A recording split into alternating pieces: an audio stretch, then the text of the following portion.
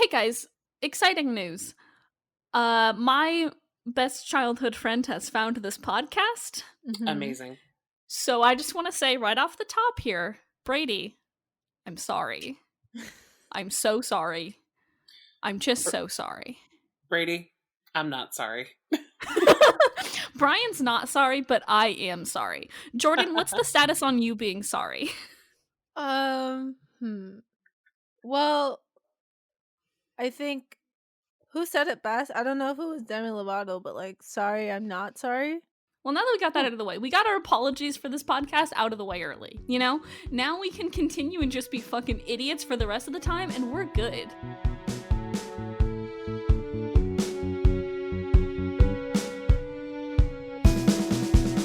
Welcome, everybody, to Afterbite, a Vampire Diaries fancast. It's only 10 years too late. Actually, it's 9 years too late, but I'm not gonna change that every time we progress further in the years. You know I what? just can't. The way I am interpreting the 10 years, it's like 10 years since it first came out, you know? So like technically we still are 10 well, we will always be 10 years too late. You know what? matter God, what. you're so right. Fuck it, we're 10 years late all the time. And this week, it's episode 18. We're almost 20, y'all. We're getting there. I'm very excited. I know. We can vote now as a podcast, though, which is exciting. Wow.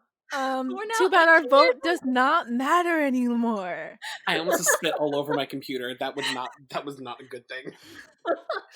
Yeah, so I love that we can vote for we can I'm gonna vote for Harambe again.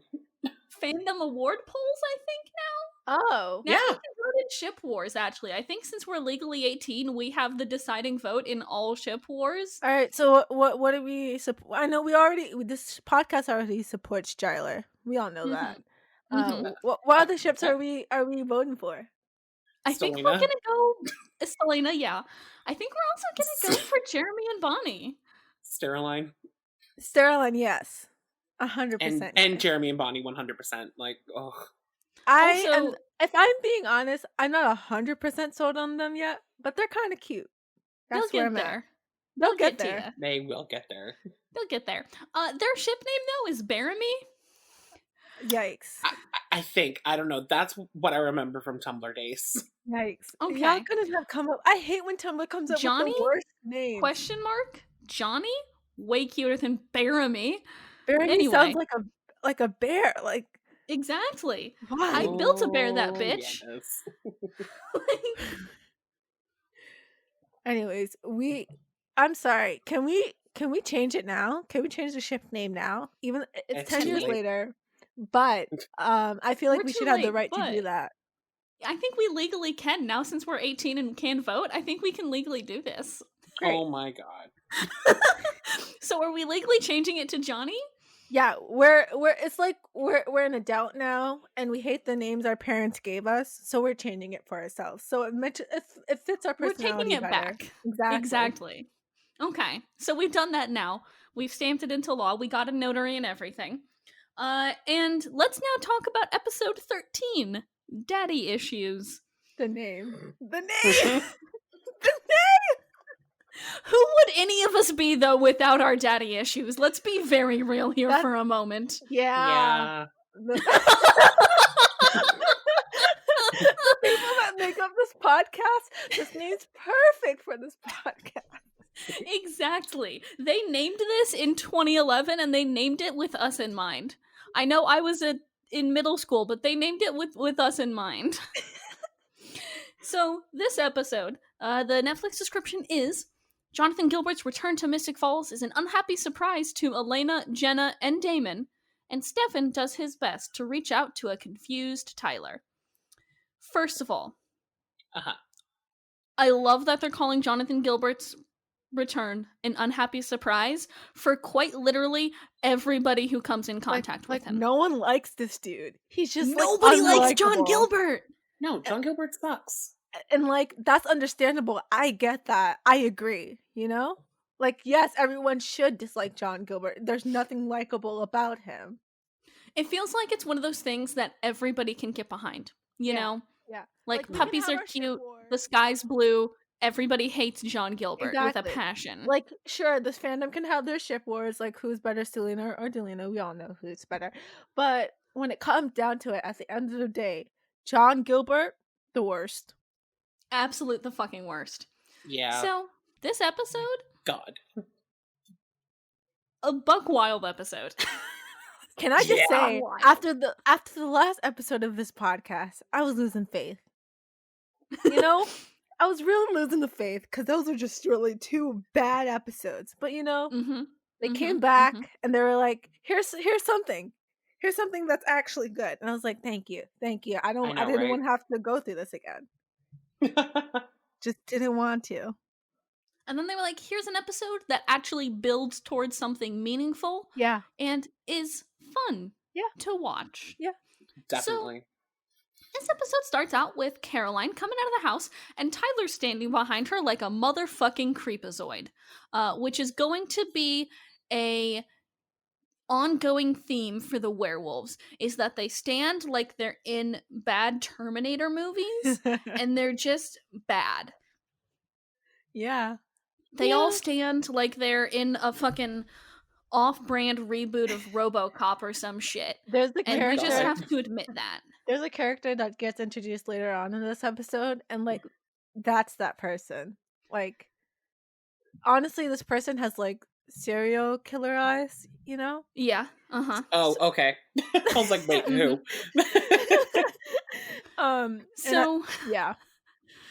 Yeah. It's bad. All the werewolves, though, kind of stand like they're bad extras in a Terminator movie, and that's okay, I think. That's okay.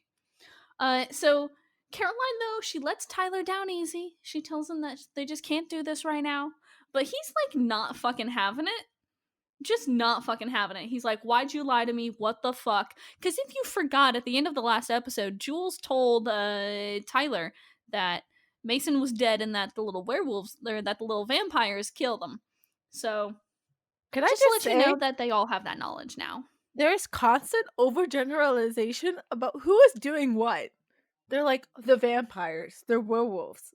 It's like one specific person on each side. Like, it's Damon and then it's Jules. Exactly. That's it. Y'all can't obfuscate for shit. It's right there. Like, it's 2 main people causing the problem. Stop I swear, if everyone just stopped generalizing, it was like, oh, actually, the people who are causing problems in our life are these 2 people. Maybe we should just cut them out of our lives. No, they just keep generalizing it. It's like, it's just this group of people that's the problem. Hey, did you know that Werewolves v. Vampires is just a really heavy-handed allegory for racism? Hey, did you pick that up at all? I did not pick that up, but now that you're saying I picked it up. Yeah. And I put it right back down. Us versus them. And I picked it up and I looked at it and I was like, huh, this is really heavy-handed. And then I put it right back down. Yeah. We'll get to it later because there's a few lines that really kind of kick it in the teeth here. The white guilt really kicked in. Oh, yeah. Yeah. So Tyler, like, wolfs out, shoves Caroline against the car, and then leaves, because that's what he does now, I guess. Yeah, it's just I feel like that's a constant theme. He just does something that you're like, what? And then he just leaves. I know.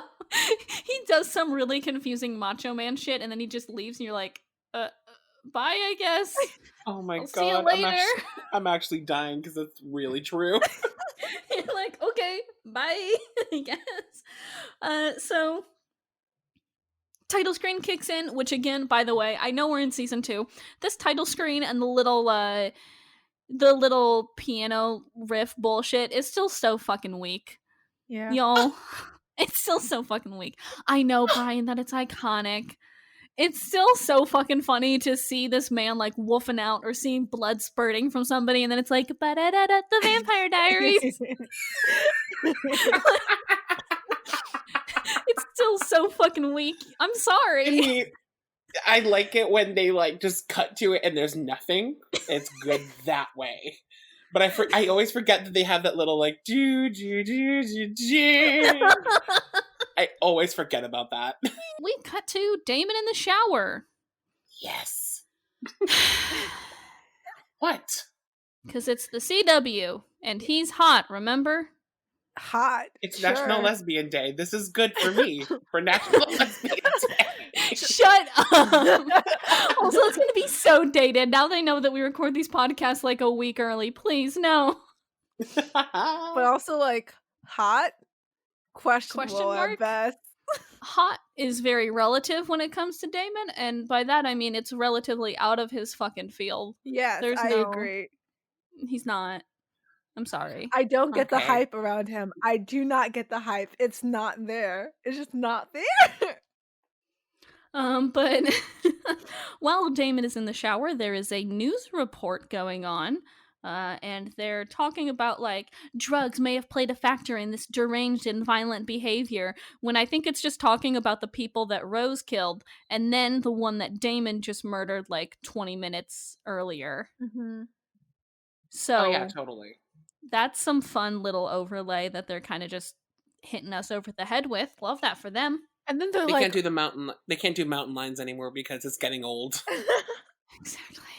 And then they're like, oh yeah, also, like, in order to honor, like, all the deaths that have been happening recently, like, all the tragedies, we're gonna have a memorial. And I was like, what? They're having a memorial for everyone, apparently. This one goes out to all the folks who have died recently. I was like, so this town is, like, so many violent crimes have happened in this town. No one's questioning it. And then they're like, oh, let's have a town memorial. Also, no offense to Sheriff Forbes, who I love dearly.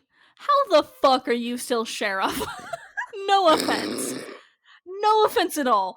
But, like, how the fuck? It's like, this is the Hunger Games, and in the Hunger Games, whenever someone dies, they flash their name in their face, and then have the cannons going off. Like, that's exactly what this is. This is their canon memorial for all of the people who have died. This poor town. How are you still living here? How has no one moved? No one has moved. Everyone's just like, oh, people are dying, but, like, I guess that's okay. I'll just continue to live here. The housing market is very good in Mystic Falls, I mean. I guess they're just getting all this fucking land and everything. Exactly. But John is back. He still sucks. Mm-hmm. Imagine this for a moment. Close your eyes. Mm-hmm.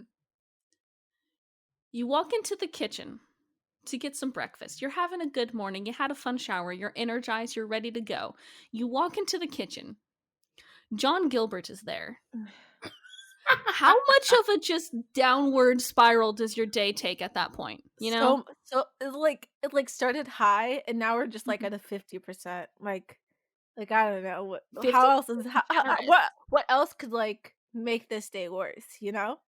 Well, John Gilbert could tell your legal guardian and also your school teacher that he's your actual biological father. Yeah. So if you imagine that, does it go down from 50% then? Does it go down worse now? Yeah, way worse. Yeah. Way worse. Okay.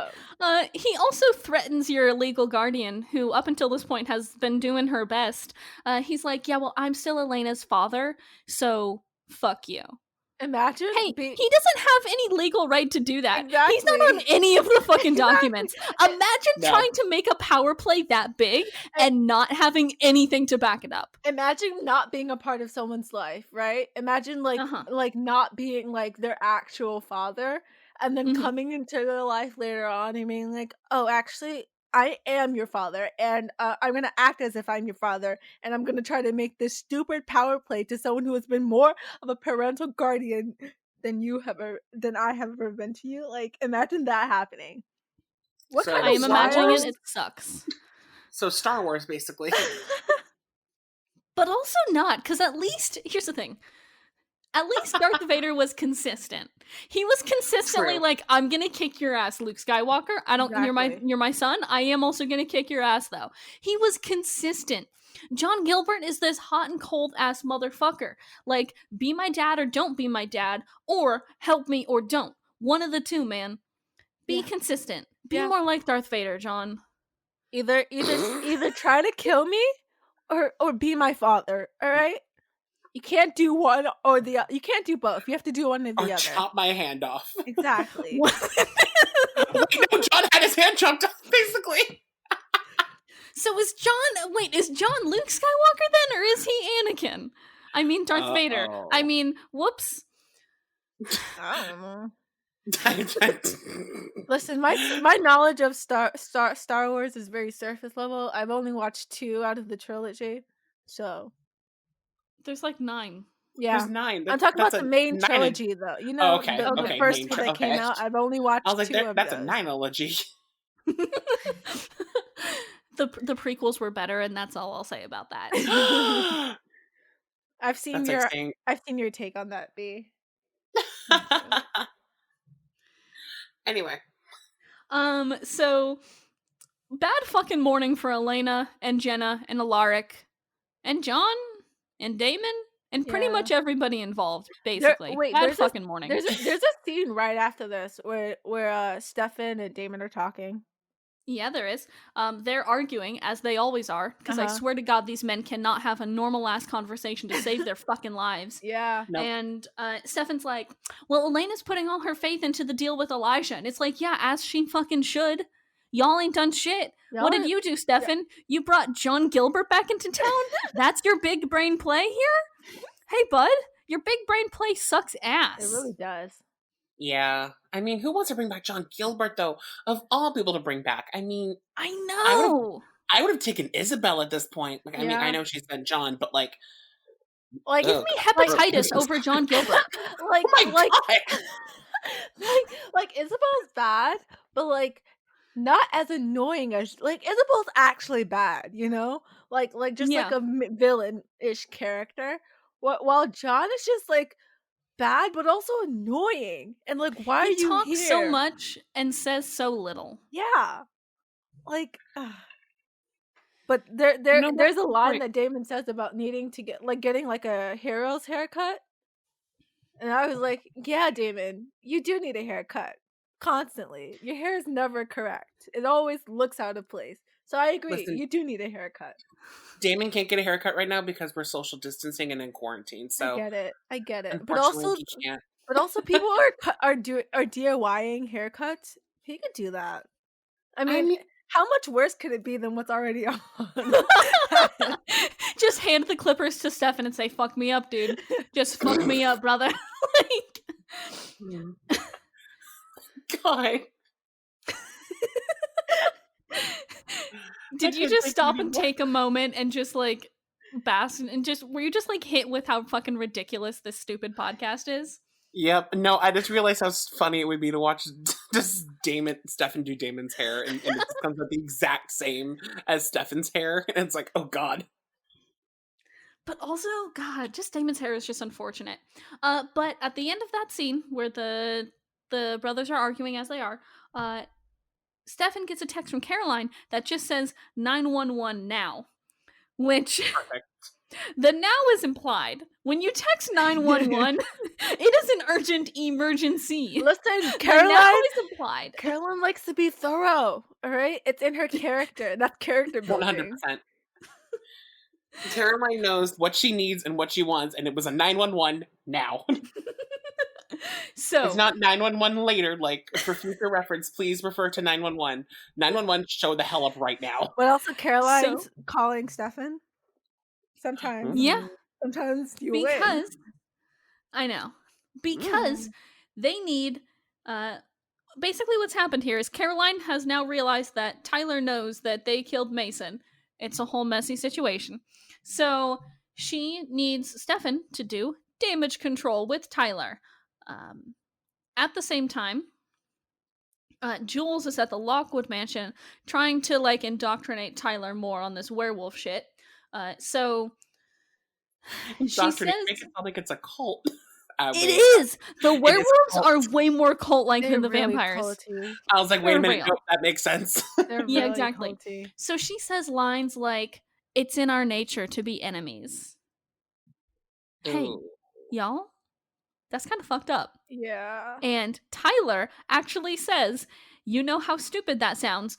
To which I'm going to say here, it's so fucking nice to see a character have some like awareness. Yes.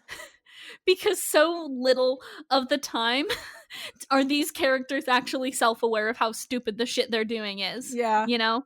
Like it's like, oh, we have to fight with vampires because it's in our nature somehow. Not like you guys cause any of this fighting to happen. Not like Jules caused problems on purpose or anything like that. Basically though, Tyler still isn't bought in on the whole werewolf thing, which good for him, he should not be. Caroline just is telling Stefan basically that they just need to get to Tyler and reason with him before he does something stupid. Which is pretty much the entire plot of the Vampire Diaries. You can just switch out Tyler for any other character like a Mad Libs and you're good to go. 100%. Like, that's just it. I've Mad Libs all of TVD now. You just need to get to X person and get to them before they do something stupid. That's it, y'all. That's the whole fucking show. Yep. And it's a Damon, great show. And it's something, that's for sure. Damon storms into the Gilbert house. And Elena also, by the way, when Damon storms in, she doesn't even close the front door. Did we all notice that? There's so many instances in this episode. I don't know if it's this episode or next episode where characters are just like having their doors not open, and I'm just like, do y'all not lock your doors regularly? Like I get it's it. Mystic Falls. This is why Mystic Falls has this crime rate that's through the fucking roof. Exactly. It's like why they had so many serial killers in the 70s is because nobody fucking locked their doors and everybody would just answer their doors and just like, hey, what's up? Like, y'all. It's like I would get it. Like, I would understand this happening if it was like a sitcom, because, you know, ha ha ha, fun times. It's a sitcom. Our doors are always open. But this is a straight up almost horror genre. Why are you guys keeping your doors open? And I would get it if your only trouble was vampires, because then they can't get in anyway. You're fine. But now you have werewolves.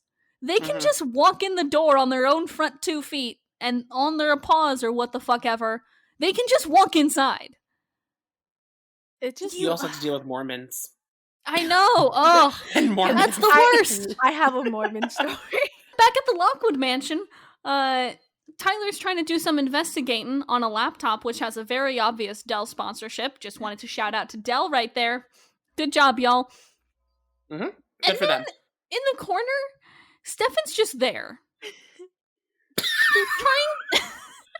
He's trying to make peace with Tyler, and then he's just like, the best way to do this is actually to sneak into his house and push him up against a wall so that he doesn't make any noise while his mom like walks out to go to a memorial that they're holding for the whole town. Hey, have we realized how buck wild this line of thought is? Stefan really just be making the wildest decisions, and then it's like, oh, that's normal, right? This is absolutely how this should work, right? 100%. So, they're gonna have a chat. This episode, by the way, cuts so fucking often, it's almost annoying. It does, now that I'm thinking about it. I was writing my notes, and literally I was like, at the Lockwood Mansion, at the trailer in the woods, at the Lockwood Mansion, at the memorial, at the Mystic Grill, back at the Lockwood Mansion, back at the Mystic Grill, back at the Mystic Grill, on the street now, back at the trailer. Like, y'all. Interior. I know. Interior Lockwood Mansion. There's like a lot of scenes where like the same thing is happening in the same room. So like, why did you feel the need to cut then? Like, you could have just had this scene play out and then cut to the next scene. But you just This is weird. The CW. Yeah, exactly. I honestly, no, you say that as a joke. I shit you not. That's a CWS thing to do. Is they'll cut in the middle of scenes and then come back to it just to like make you fake out thinking that time has passed when really it's the same scene and they're coming back to like literally a minute later after they have cut the first time. It's just wonky. Yeah. So, we go to a trailer in the woods. And if you've seen any horror movie ever, I think you know how this one's gonna end, folks. But there, we meet, ironically, a character named Brady. He looks like a serial killer. Yeah. Yeah. He looks totally normal. Serial killer eyes.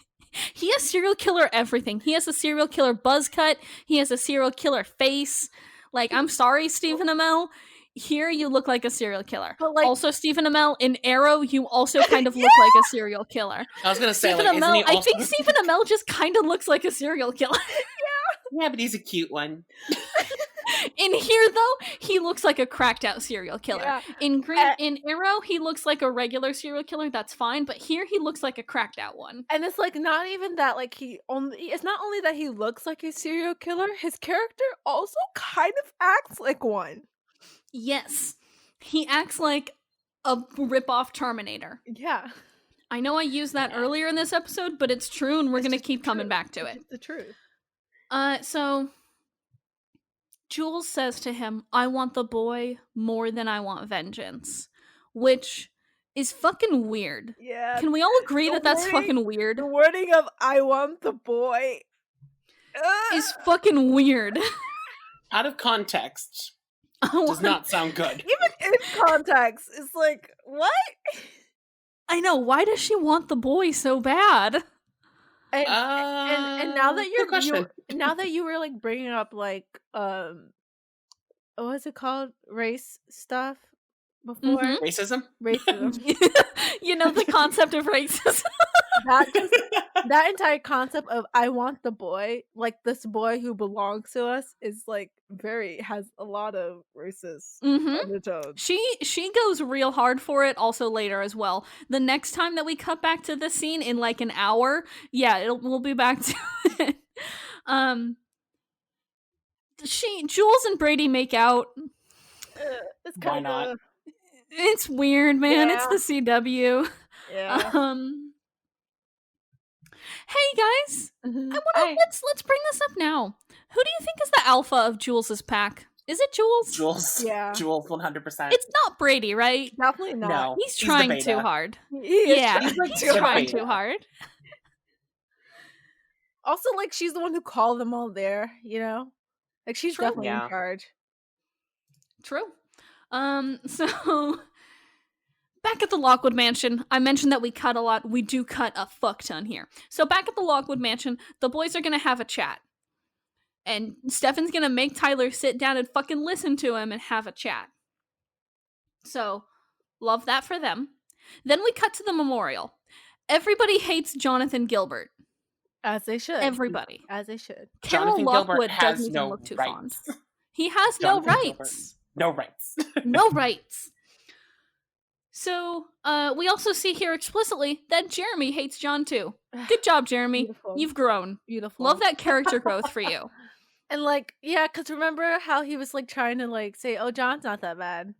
Uh-huh. We love that Character he no growth. longer thinks that. Delicious. Chef's kiss.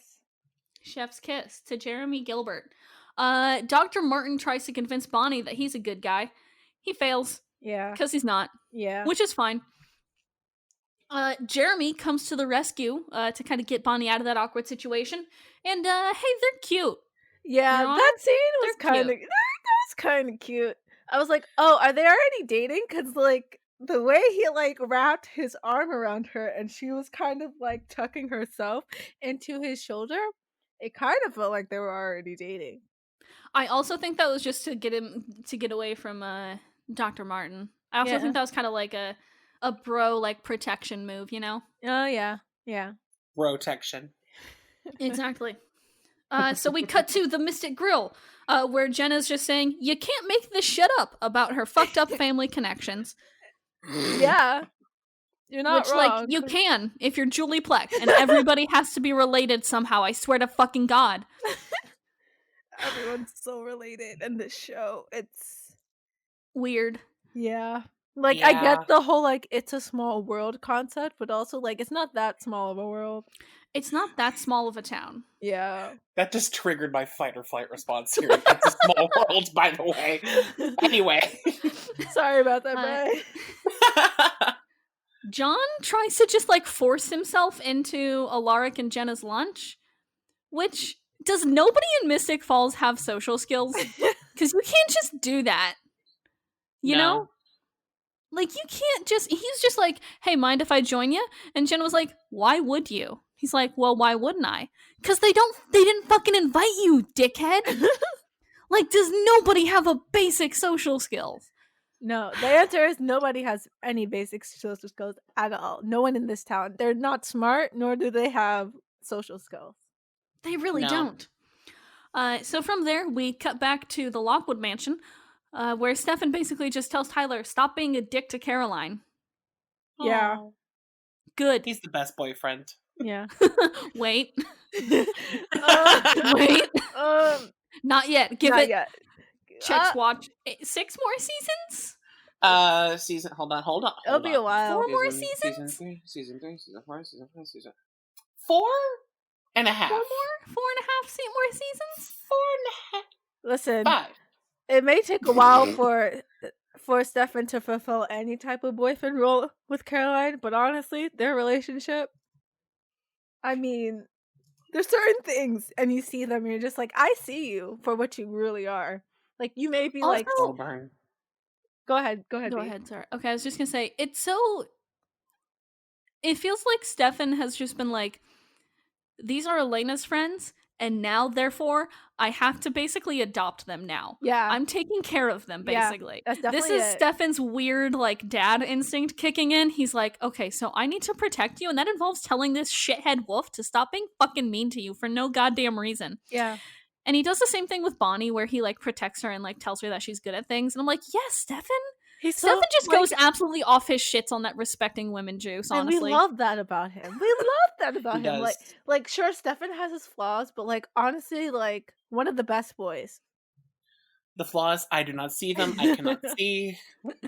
I am blind. I am blind. I am only alive when Stefan is good to me, and that's all the time. Like, I just love that about him. Like, how he's willing to, like really, like, embrace Elena's friends as his own and kind of, like, develop that, like, strong, protective, like, bond with them. That's just beautiful. Especially, also, like, the fact that, like, we already saw with Caroline, like, when she was first transitioning in the beginning of the season, that Stefan was, like, a big person who was kind of trying to be there for her. So, like, to see that continue on screen and them not forget that is, like, beautiful. It feels nice that this is a plot point they haven't dropped yet, you know? Yeah. Usually they're so fickle, and they're like, we're keeping this one. Yeah, they will never... The Stefan and Caroline friendship continues on for the entire series, basically. I love that. I love that. Oh my gosh, I love that. Like, it's something they don't forget about. Like, lovers. Yeah. Like, they sometimes split apart, but, like, at the same time, they always kind of manage to find their way back to each other. I love that. Which is nice. We love that for them. It's beautiful. So, also in the Lockwood mansion here, Tyler's like, well, the werewolves fight vampires. That's what we do. And Stefan's like, that's a leftover idea from another time. Hey, did you realize that vampires and werewolves are just an allegory for racism? Hey guys, did you realize that yet? Have they hit you over the head enough with it yet? Hey guys. I mean, have you hit me over the head with it enough? I don't know if I have. I just want to point out that. Can I just bring up how I love how this show is like, let's bring in these supernatural elements to try to talk about these, like, big issues, but then, like, let's not actually discuss them at all. Let's continue to have, like, actually gonna solve shit. Let's like continue to have, like, a all mostly white cast, even though we're bringing this up. Also, let's continue to, like, talk about, like, vampirism and how it's relation to homosexuality, but then, like, continue to barely have any non-straight characters on this show. It's fine. Yeah, fine. Totally great. Matt Donovan's gay. Like, shut up. Matt Donovan is a lesbian icon. Shut up, Brian. Like, we can totally bring in these, like, othering elements into, like, the supernatural, because that's fine. But let's not, like, actually adjust that and, like, actually tackle that. All right. No. Cool. It's a CW show. They like to talk a lot, but they don't like to walk the walk. Yes. Yeah. So we cut back to the Mystic Grill, in which Damon and John have a long conversation but say nothing of substance, as they always do. Yep. Both of them. Just always do. Especially when these two are together. Hey, I don't know if Brian, I don't know if you were on that episode, but Jordan, do you remember the episode that had Brick by Boring Brick by Paramore in its entirety? Just thinking about it. Just thinking about They had an entire conversation that lasted for the entirety of that song, and yet I don't remember a single thing they said. Nope, nothing. All I remember is Brick by Boring Brick. Exactly. So I was not there for that episode. You were not. Shocking. But I want to now, I'm only going to measure Damon and John's conversations in Brick by Boring Bricks by Paramore. Like, how many is it? This is like 2.5 Brick by Boring Bricks by Paramore. You could probably play this song 2.5 times in the time that it takes for John and Damon to have this useless fucking conversation. Yeah. And I propose that to be our new official unit of measurement because it doesn't make any more or less sense than Imperial, so fuck it, let's do it. Yeah, let's do it. My God. Brian, you think this podcast is off the rails when you're here? When you're not here, we just fucking go, dude. Yeah. Jesus our minds, Christ. You know? It's so powerful. So powerful. But also so stupid. So Caroline's avoiding Matt kind of on the street outside the Mystic Grill. She's avoiding Matt. Kinda. These two, man. These two. And she gets called out by Jules, in which Jules is like, hey, you want to fucking go? And Caroline's like, actually, no, because it's not a full moon, so I don't want to kill you here, but I guess I will if I have to. And so she goes to make a run at Jules, but Jules has vervain pepper spray. What a neat little invention, but also... I get it. I love it, actually. But also...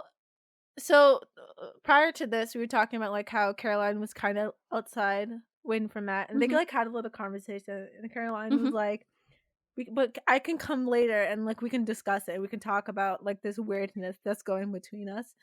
And then, as soon as she said that, I was like, something bad's gonna happen to Caroline, because the show really, excuse me, the show really loves to fuck with Caroline. Just like when anything about that, just recognize this pattern for the show.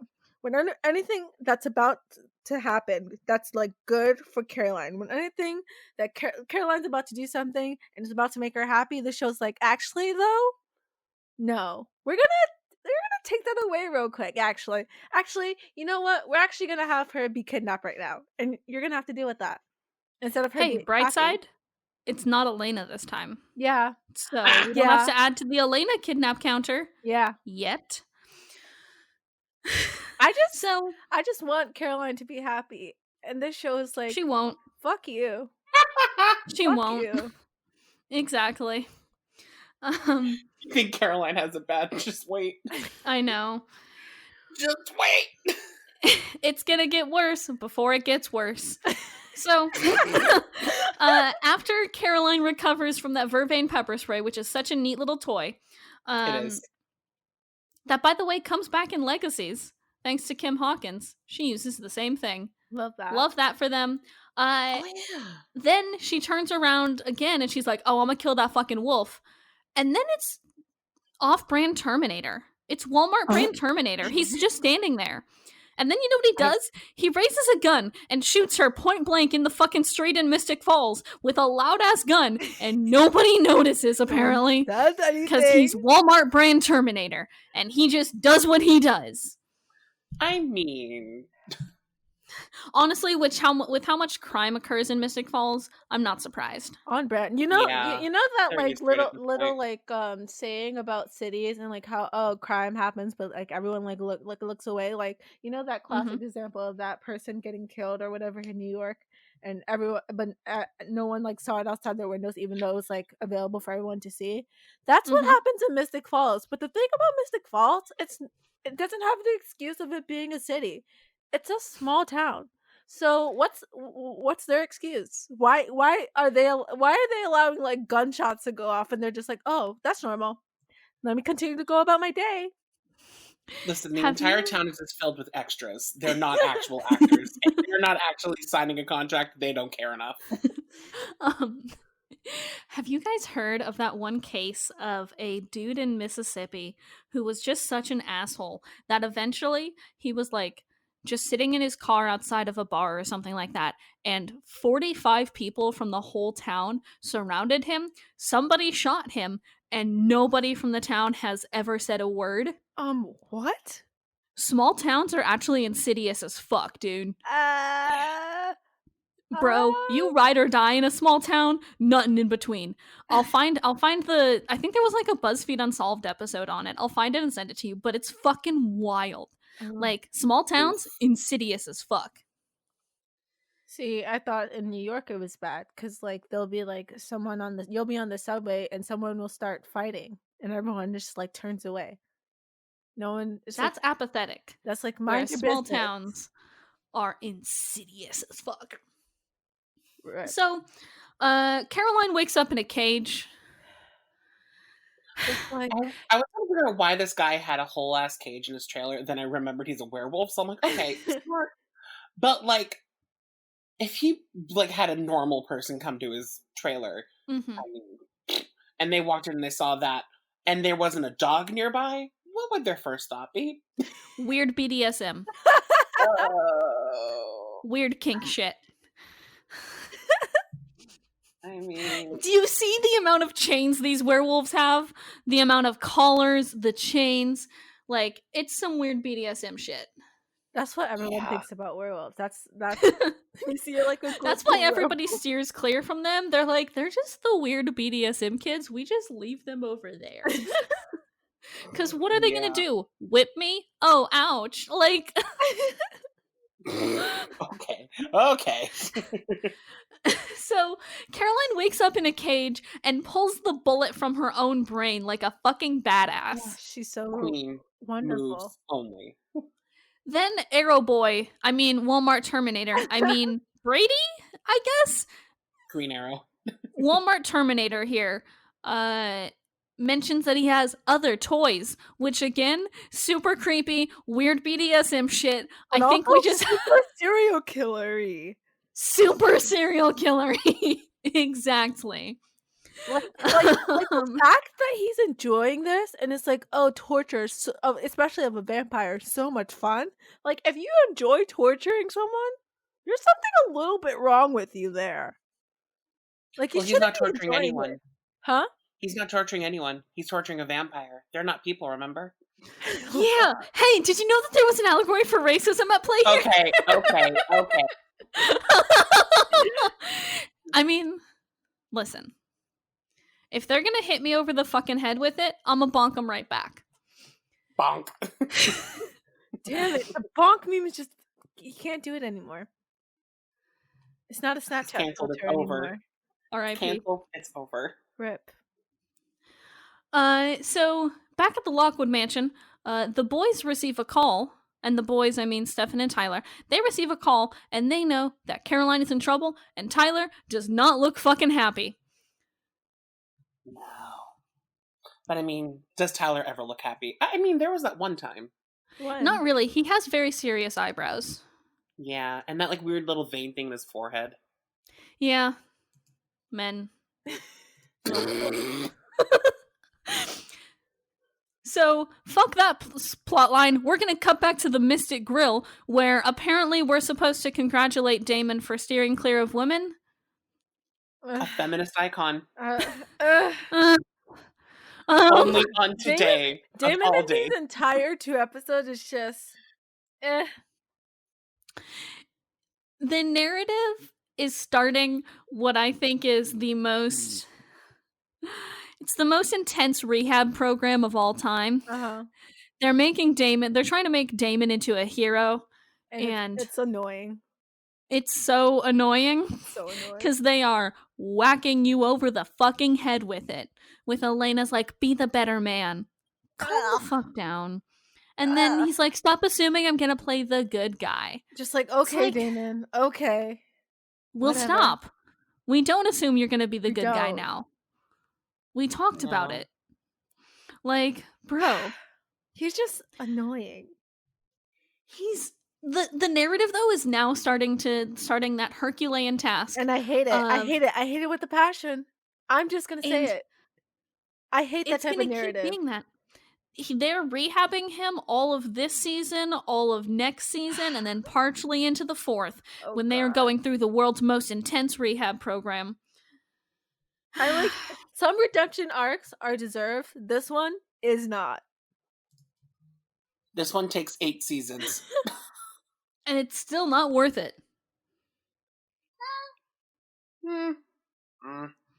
There are moments.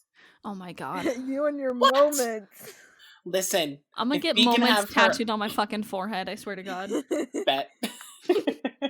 If B can have her allegory for racism, I can have my moments. Back at the trailer, Walmart brand Terminator has a water gun filled with vervain. And I just want to say, calm down. Calm down, buddy. The water gun is just like, that's just like a new level of like, why? It is so, sometimes things in TVD feel so hard like they're trying to be absurd and funny, but they just take themselves way too seriously to be absurd and funny. And this feels like one of those moments, you know? Yeah, definitely. I also have one of those same water guns, just filled with actual water, so I can spray it at Pixel whenever she jumps up on somewhere she's not supposed to. So I don't like how that scene made me feel. Candace, such a good fucking actress. Holy shit. We've been known. We have been known. I know that, like, we've been new, but holy shit, dude. I mean, if you can act in a cage and pretend like you're being tortured for hours on end, like, goddamn. And the way that her screams, like, pit her out and, like, oh, it's just really God, amazing. She's so fucking good. We love her. It's so fucking fun to see amazing performances like Michael Trevino and Candace and, like, you know, like Nina Dobrev and Paul. And then you juxtapose them with the most wooden piece of board that is Ian. Yeah. And you're like, yeah. Wow. Ouch, dude. Like, there are some moments where you're like, hey, how does it feel to be outclassed in every way? Ian, let me know. I mean, it's just, it's kind of, because you sometimes, like, you have it that way, right? Where there's clearly an actor on a show that, like, is not the best. But then they usually learn from, like, the people around them, you know what I mean? And right now, he's not learning. Not learning at all. Maybe it gets better. I can't really remember, but I don't think it does. Let's talk about how we cut back to the Mystic Grill again. And again, we've cut through these same 3 scenes that are happening simultaneously like 4 times now, and I'm so fucking tired of it. Yep. So, yeah. John Gilbert is so stupid and so obnoxious. I just want him to stop. Like, yeah, that's fair. Full out. It's so rare that characters can get so on my fucking, just so on my nerves so quickly. Like, John's face just appears and I'm like, oh, fuck you. He doesn't even say anything anymore. It's nothing against the actor. He's a great actor and, like, really genuinely seems like a really nice guy. Oh yeah, such a good actor. John Gilbert, though. Fuck off. He did such a good job acting John Gilbert that I genuinely hate him. Like, that's very good. Yeah. Good job, man. Yeah. So Elena's like, you're not family, and you don't get to use that word around me. Fuck yes. Yes. Tell him off, the queen. Amount of times women tell men off in this episode, yes. It's great. Love it. I love it. So back at the trailer. Oh, so can I actually say my favorite line real quick from this? Yes. Like, Nina, it says, not Nina, Elena.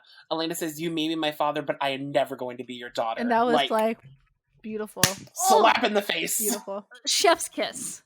She snaps literally all around. Just oh.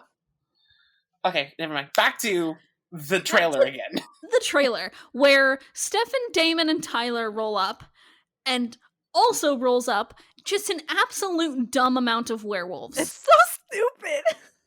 So many fucking werewolves. Just a dummy thick amount of werewolves, I swear to God. Also, the way that Jules talked about their werewolves, it felt like there were a lot of them.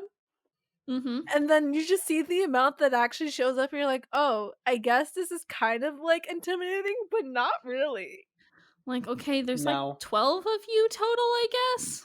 Like, it's intimidating to maybe to 2 people, but, like, I thought you guys like really have a lot of you like backed up, and you just like had like what 12 people. Like that doesn't Just like 12 add up. werewolves. That doesn't add up at all. Yeah, it's wild. And the werewolves come out of the woodworks with like a fucking fire, like like a flamethrower. Yeah. Which, y'all, one of them has a bow and arrow? Yeah. What? Yeah. For some reason, these werewolves who claim to like respect and love nature and each other and everything take these big ass flamethrowers into the forest because that's fucking smart. Yeah. So that immediately goes bad. Stefan and Damon actually are kind of cleaning up. I mean, they get kind of bested here, but they're kind of do some fucking damage. They take down 6 of the 12 werewolves that are there. Good job, boys. Fighting smarter, not harder. Yeah, 100%. And Tyler goes into the trailer and he sees Caroline in the cage, and she's like, "Hey, there's a latch right down here. Lift it. Like, get me out of here." And he hesitates. And then it is like, a pregnant pause before he goes to actually do it. And then you're just like, are you fucking kidding me, Tyler? Are you fucking kidding me? You have to be shitting me right now, because Caroline was literally for you like 2 episodes ago, helping you through your first transition, with risking her life for you, and you can't open up a stupid latch to let her out? Can't you see that she's in pain? See, the thing is, I think with Tyler right now, he's trying to figure where his loyalties are. Like, is But he loyal to... it's clear that Caroline is there for him. I know. So... I know. Like, if someone is out there, just doing... Like, why would Caroline help him out if it was not to, like try to be there for him? Like, that's what kills me. It's that Caroline, like, did this thing for him, did not tell him that she was risking her life, afterwards told him, and then he still like questions her loyalty. Like, I get it, like, she didn't tell you about your brother dying or whatever, but like, maybe there's like a reason behind that. Like, you don't go like, oh, you were there for me, you risked your life for me, but I can't like do this one thing for you. I just don't get that. Nah.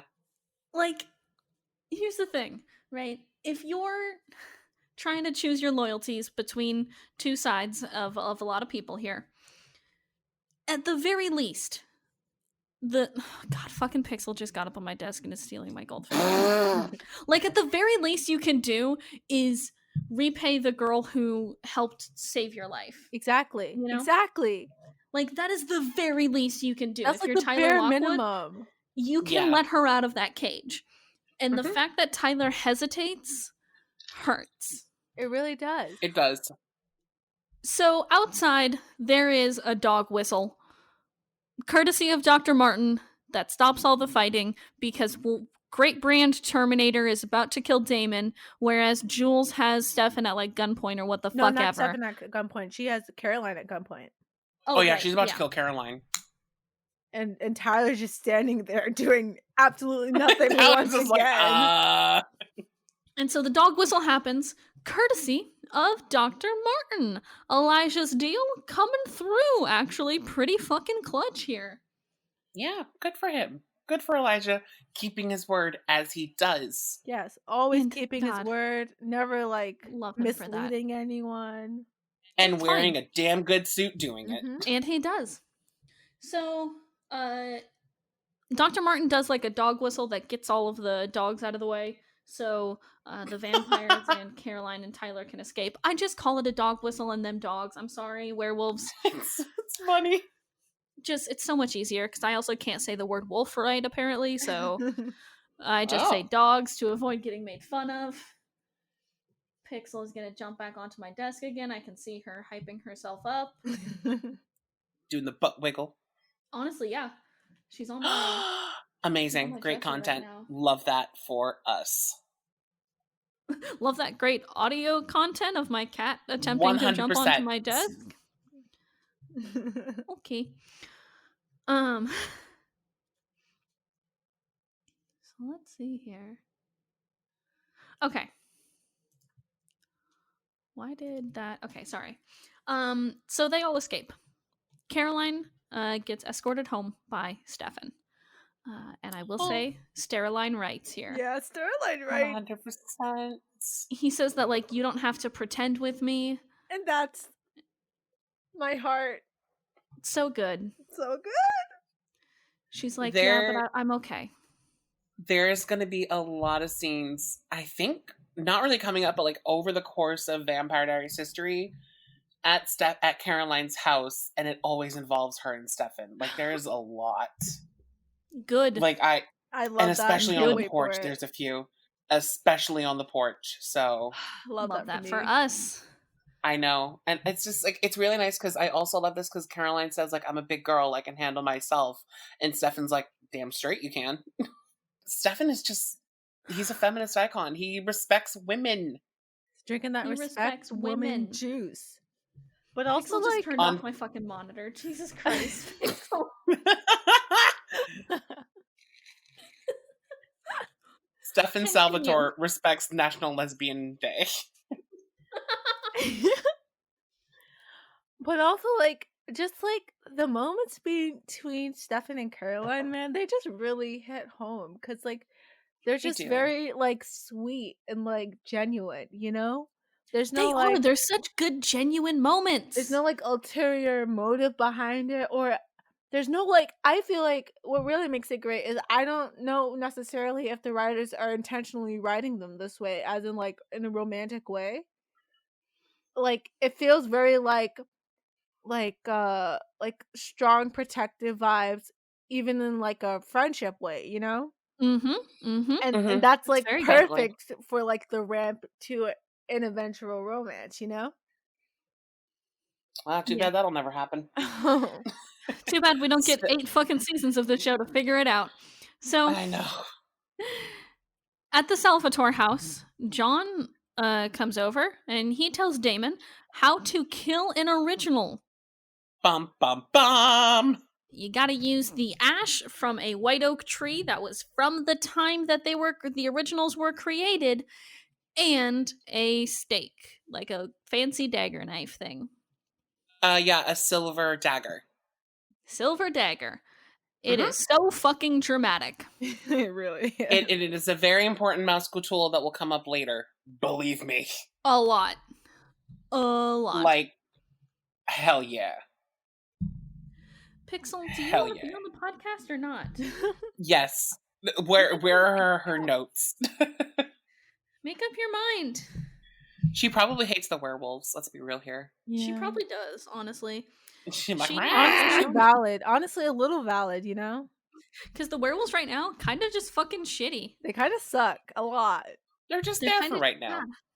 So we go back to Caroline's house, and Caroline's lying to Matt, and that fucking hurts. Yeah. Because she says that she's with Bonnie, but Bonnie is with Jeremy at the Mystic Grill. The way this hurts my heart. And it's like, Matt was like so ready to give Caroline another chance. Like, he was like, you know what? I miss you. Let's do this. Let's get back together. He looks over and he's like, shit, she's lying to me. And like, it hurts on so many levels, not only on Matt's end, but also like Caroline's end, because you know that like she was looking forward to like talking to Matt, and like honestly, in my head I was like, maybe this will be like, this is like another reason why in Caroline's head of why she should just not be with Matt, you know, and like just like driving that home even further. And I did not even think she was gonna even want to talk to him afterwards. I thought she was gonna just be like, oh, and I don't want to talk to you anymore about this, because like of what she just went through and how like she doesn't want to get Matt involved in that. So like it just hurts on so many levels. Caroline Forbes protecting the men that she loves. Yeah. But when does Caroline Forbes get to protect Caroline Forbes? I know. You know? Check back in 10 years. We'll check back. Tyler comes to Caroline's house, and she snatches his wig. She reads him to fucking filth. She's like, I get that you were confused about where your loyalties lie and whatever, but you help your friend. That's what you do. Exactly. And she is so angry, and she has every right to be. She's correct. She is so correct. She does. Like Jordan and I just take a deep breath. Just taking a deep one here. God, show, that just show. John finally doesn't call himself Elena's dad. He's like letting her have her parents, which is what he should have fucking done all along. Also, is this the first time we're What? Sorry, what's up? Oh, I was gonna say, is this the first time we're hearing Elena's parents' names? I don't think so. Because I feel like I feel like I haven't heard it before this time. I think they established. Hold on, I'll look it up. I think they established it in the pilot when Elena was at the graveyard, because Elena at the graveyard, iconic. Elena graveyard. I think we heard Miranda before, but I don't know if we had heard Grayson. Yeah, it was. Yeah. I think it was more of the Grayson that was like. I was like, oh, that's his name. Yeah, it was in the pilot. They their names were on the grave. But I'm not paying attention. Do we ever fucking read pilot? Like, I'm not reading anything. There was a full-on shot of their names on the grave. It said that and remembering it. If it's not audio, I'm not remembering it. I hate it here. This is the first time I have ever heard. At least I think I've heard Miranda before. This is the first time I have ever heard the name Grayson. That's what threw me off. Because I was like, oh, that's his name. That's an interesting first name. Really? Cool I've heard the name Grayson before as the first name. Yeah, I like the name Grayson's pretty cool though. I feel like it's not. I mean, I've heard it before. You know, there's like that famous singer Grayson Chance, but like, I was like, I feel like when I think about, you know how like when there are I can't speak. You know when there are adults and you're like they have like these really adult names. That's what I was expecting. But Grayson sounds like a teenager. Yeah. You wanted him to be another white man named John or Todd or some shit. Yeah, and I was like, oh, his name is Grayson. That's different. They also mentioned his name in season 1, the episode Bloodlines, the one with when Elena and Damon went on their on their road trip. On their road trip to visit that episode out of my mind. So to visit Gina Torres, which is iconic. Anyways, what were you saying to me earlier? Like, if you're a sperm donor to somebody and you have the fucking audacity to call yourself their father after not being there for 17 or 18 years of their life, don't. Yeah. Just don't. Yeah. Yeah. Like, let them have their parents, and if they decide on their own right to call you dad, that's cool. But don't fucking give that title to yourself. Is that especially because not something you can give to yourself? Especially because I feel like the name dad is definitely more than just like a biological thing. It's like who you grew up with and the bonds you create with them. And like Elena doesn't have any of that attachment to John. So like there's no reason for him to call her dad other than the fact that he's the reason she's alive, you know? So like it's just that he thinks that gives him the right to call her his daughter. I think it's just like also Elena also grew up hating Uncle John, so it's like all of a sudden he's her father. Like, great, that doesn't change shit. I still hate you. Exactly. Like you have to put the work in order to be called a dad, and he hasn't done any of that. So nope. Fuck John Gilbert. Yes, exactly. Just fuck John Gilbert. After John leaves, she goes to Stefan. She's like, I don't believe him, Stefan. And as she shouldn't. Exactly. Nope. So we cut back to the trailer. It's dirty as shit in this fucking trailer. Do people fucking live here? No. You know who lives here? Fucking dogs, apparently. At least the vampires are fucking clean. Yeah, they're really like pristine, got their like old ass mansions, so they're just like, you know. They hire housekeepers. Exactly. Exactly. These fucking wolves do not apparently fucking clean at all. God, I hate it. So, it's dirty as shit. Tyler mentions Is this where Tyler mentions the Moonstone? Yes. Yeah, I believe Tyler mentions the Moonstone, which is a secret Mousco tool that we're going to use later. And by later, I mean immediately. The wolves now want to break the curse too. Yep. So, Because they didn't know that was like on the game plan. They were like, okay, well, we got a new werewolf, got to protect him from the vampires. Then they're like, wait a second, Moonstone? Doppelganger? Okay, let's do this shit. let's go, baby! So, we'll get to it at the beginning of next episode, but these werewolves, the three fucking stooges. Mm-hmm. Absolute clowns. Hey, Brian, are you okay there? I was drinking.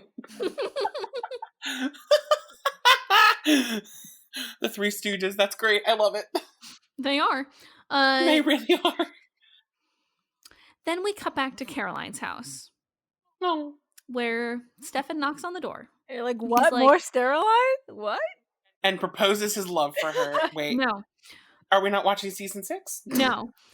Oh. Right now, you know what Stefan has done for her? The best He's given her a sleepover. He's thing. given her a girls' night. Which is honestly so good. Because he's like, yeah, I know you don't need me right now, but maybe you need your girls. I literally just was so happy. I was so happy. Yeah. Because this is such a good moment. It also provided one of my favorite shots of Caroline, Elena, and Bonnie.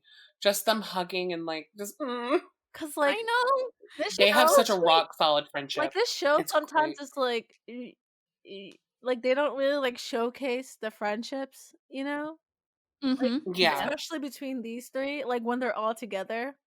So, at least so far, you know? So, like, when they're all together being really good friends, I love it. I get really happy.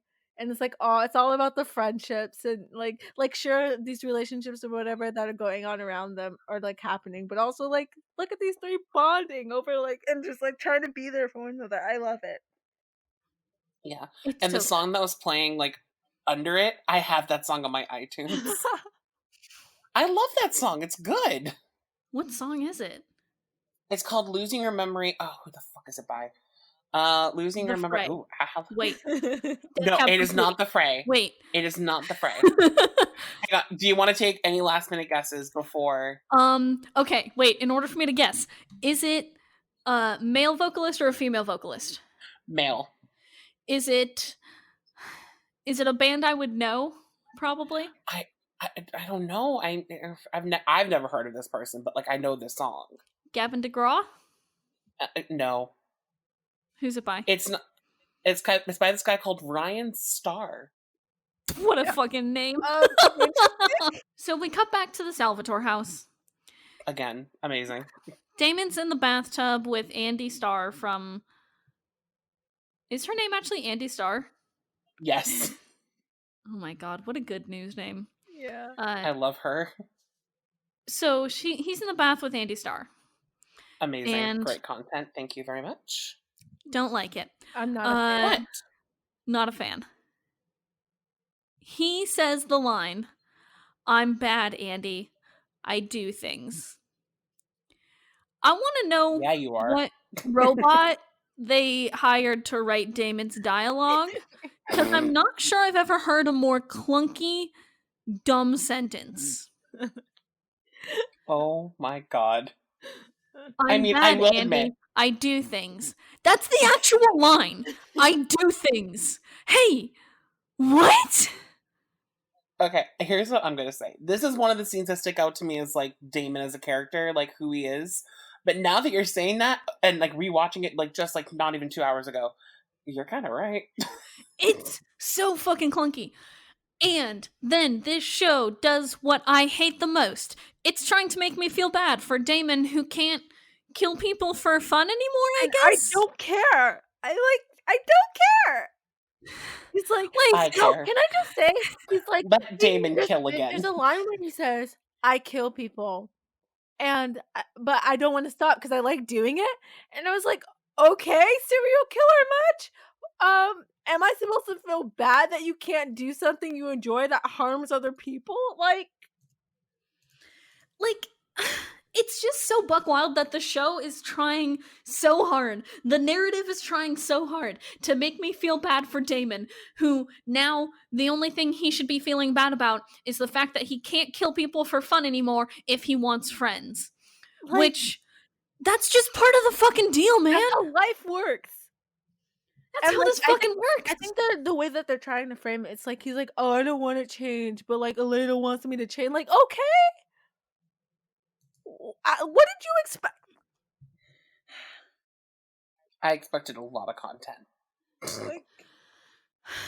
Like I don't care that you can't kill anybody anymore, especially and then the worst part about it, it's like not even like a motivation of like something inside of himself that's saying, oh, maybe this is bad, maybe I should stop doing it. It's all because of a woman. He's like, I need to change for the specific woman. So if Elena did not exist, he would never see the error of his ways, and he would just continue killing people for fun. How am I supposed to feel bad for that type of person? Fair. It's fair. Like I said, the show is embarking on the Herculean task of trying to rehab Damon Salvatore's image. They have hired him a PR manager. They have hired him a publicist. And they are trying their best. And oh my God. Anyway, then he bites Andy, and there's a whole blood sequence that's super unfucking necessary. It's so gross. It's so gross. And will be so hard to clean up. I mean, Damon, think about the cleaning. Also, yeah, you're already in the bathtub. Like, do you want to get dirty again? Also, you're a vampire. Do you want to let that much blood go? I thought that was like your whole deal. Yeah, why was there so much blood dripping down her back? Why? Like, visuals.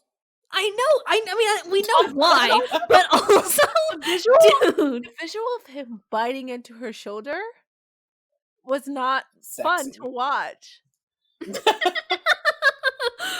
He like opened the way he opened his mouth and then went for the bite. I was like, that's disgusting. Gross. I don't want to see that. I do. It's just gross. It's gross. It's just vampirism is gross. True. So last thing in this episode, we cut back to the tomb where Catherine is just chilling. Somebody give this bitch a board game or some shit. Give her a book. Solitaire. Give her a deck of cards. No, wait, Elena did give her a book about her family history. I mean, that's not traumatic enough. Yeah, exactly. Give her a fucking deck of playing cards already, or something, I swear to God. But then she talks to John. Outside, John appears, and he's like, I'm already on it to get you out of this tomb. Shut the fuck up, John. You're one dude. You would need an original to compel her out of there? Like, but also, hey, John? But also, why is he helping her? Didn't she also try to kill you? Yes, she cut off his hand successfully. I mean, we all have issues. Don't we all? That's just the root of all things here, huh? So, yeah. Let's speed through this next episode. Yeah. This one's easy to speed through. This one is. Because this is episode 14, Crying Wolf. Where Stefan and Elena attempt a romantic weekend getaway, not realizing that they've been followed, and Damon attends a tea at the Historical Society. Can I just Love say, it. Damon spills the tea. Real quick before we get into this episode, do you guys remember season 1 where Stefan and Elena were like, I just want to act normal for a day. So like, let's ignore all the stuff that's going on around us and act like we're normal people for a day. This is, for me at least, this is the exact same plot. And every single time they do this, I'm just like, are y'all dumb? Yeah. Are y'all dumb? You cannot ignore the things that are going on around you just because you want to have a romantic getaway. Realize the situation that you're in. Realize the fact that your boyfriend's a vampire and that shit's going down. And realize that you're just not going to have enough of those nice moments. And sorry, but that's what you signed up for when you started this relationship. At least, You though... like that soapbox? Okay. I was like, how's the soapbox up there? At least this time, they've just taken themselves out of Mystic Falls. Yeah. They're like, you know what? Fuck it. We're out of here. Fuck Mystic Falls. Y'all can suffer back there. We're gonna go. Yeah. Which, good. Yeah. So, in this episode, first thing we get to is the trailer. The wolves are burning the bodies, which is not a real good send-off for a wolf funeral. And we meet a wolf named Stevie, who knows about the Moonstone. He knows about Catherine. He calls her Kathy. And the wolves know about the curse now. They know about the race to break the curse, and they are in this motherfucker. So, They are now the crack team of werewolf Avengers that we talked about earlier. Love that for them. Stevie, by the way, is so fucking lanky. Mm-hmm. What a fun werewolf body type that we never see again. Like, werewolves are always so fucking buff. They're just so buff and cool. Yeah. Which I get. Yeah. Uh-huh, but Stevie's just such a lanky little weird motherfucker. We love him for it. He just accidentally killed someone and he's like, oh shit, I'm a werewolf. I know. Like, could you imagine? Ugh, I love him. So. Me too. I hope he survives. I hope he does too. Oh, yeah, Back at the Salvatore house, Andy Starr is leaving for the day. Damon has her super fucking compelled, which is, I'm so sorry, ma'am. I'm so sorry we're going through this plot again, because we didn't get enough of it the first time, and we didn't hate it enough then, so now I guess I gotta hate it now. They're like, did you like this plot? No? We recycled it. Hope you enjoy it. Do you like it now? With a different... They just, like, hand us... They're like a little kid who hands us their drawing, and we're just like, we've seen this one already. And then they add, like, a little mustache and a top hat, and they're like, oh, this is an entirely new drawing. Yep, 100%. So, except this one's a news reporter. Exactly. And so Andy's there. Alaric shows up to the fucking tea party or something. They're gonna go to the tea party. Damon's gonna go to the tea party and he's gonna kill Elijah. Or he's not gonna try and kill Elijah. He's gonna try and learn about Elijah and Elijah's endgame before he ultimately kills Elijah. Mm-hmm. I mean, smart, right? Obviously. You can imagine how well this is gonna go. So we cut to the Mystic Grill, where Bonnie reveals that her scheme here is that she's gonna basically cast the Zone of Truth up in this bitch. She's gonna make Luca tell her why the fuck they're helping Elijah. I love how they introduced this plot line. They're just sitting, and then Caroline's like, "Oh, what are you up to?" And then Bonnie's like, "Oh, well, I'm gonna just do this thing with this Luca guy so that he tells us the truth." I just love the way that they brought it's so they had no way to intro this scene. Yeah. They were like, they're sitting at the Mystic Grill. Bonnie reveals her plan to witch roofie this dude. Caroline's on board. I love it. I mean, Caroline's always down for a good interrogation. Yeah. She's always down to true. help with whatever. That's whatever true. they need. That's really true. It is. We cut back to the trailer where Stevie and Brady, Walmart Avenger, or Walmart Terminator, sorry. I'm getting my bad nicknames confused. That's okay. Walmart Terminator and Stevie are explaining the curse. And they're like, well, if the vampires break the curse, then we stay the way we are. Which Stevie refers to it as Werewolf Armageddon. Which, that's not correct, Stevie. No. That's just the way things are. Yeah. Armageddon would be if things got much, much worse. Yeah. That's just the way things are, dude. And they've been that way forever. Fucking Stevie. But then they're like, well, if we break the curse, then we can turn whenever we want, or we don't have to turn at all. And that's what gets Tyler on board. He just does not want to turn. Jules is like, yep. You want to get manipulated? I got something for you. Hey kid. She opens up her trench coat. Hey kid, I got some nice no werewolf turning here. And he's like, oh shit. He's like, oh yeah, I'm down. He's like, I don't usually do drugs, but fuck me up. So we cut back to the Mystic Grill, where Caroline tries to talk to Matt, and he's like, no, fuck you.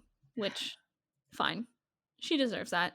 That one. Oh wait, doesn't Tyler stupidly reveal that Elena's the doppelganger? Yes, he does at that point. He's like, I forgot about that. Show me a picture of Kathy. And he's like, here, do you know who this is? And he's like, that's Elena Gilbert. I've known her since we were kids. And they're like, all right, let's go beg us a doppelganger then. I'm like, honestly, I love how Tyler doesn't stupid question are you? anything. He's like, He doesn't. He's like, oh, we need Elena. Like, he doesn't say, what do we need Elena for, or why are we kidnapping her? Why don't we just No. like ask her to like help us out? No, no. No, let's just Oh kidnap her. no, That's because a she's good like with option. she's with the vampires, so like automatically bad. Let's kidnap her for some reason, even though I've been friends with her since I was a child. 100%.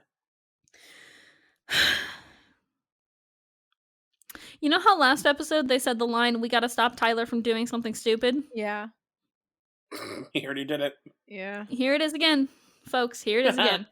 So, at the Mystic Grill, though, Matt raises his voice at Caroline, which, don't you fucking raise your voice at her, boy. And Caroline then, she's like, turns on, she's like, actually, fuck this. And then she runs into Tyler. And she, like, runs into Tyler. And she spills her purse. Tyler jacks her phone. Yeah. Really I mean, there. smart move. So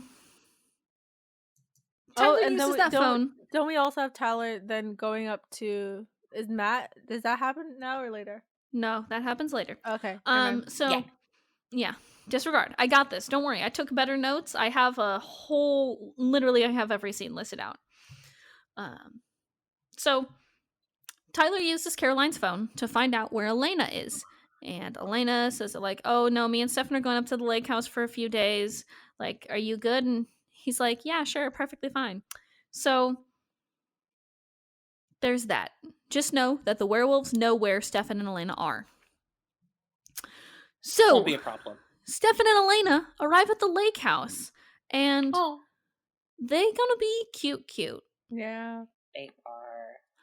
Elena processes some trauma. She's working her way through it, as she should, in a healthy manner. Love that for her.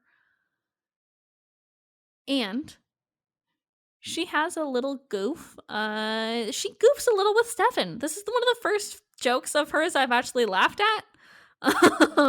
Where I love it. She pretends that she can't let Stefan into the house. And she can.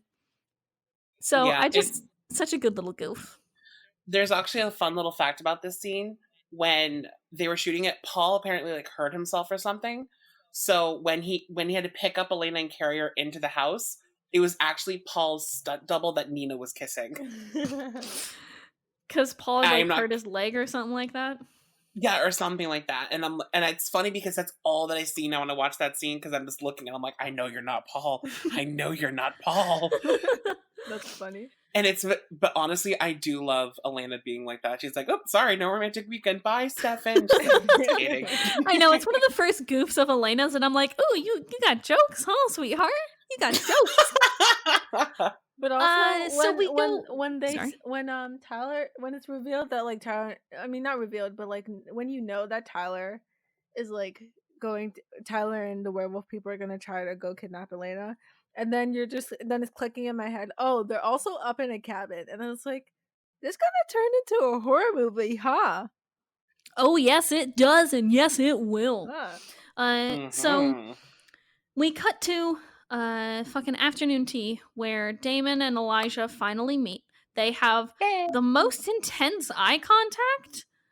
Does nobody else notice in the room there, like, notice that they have the most intense eye contact? Like, can y'all tone it down a little bit?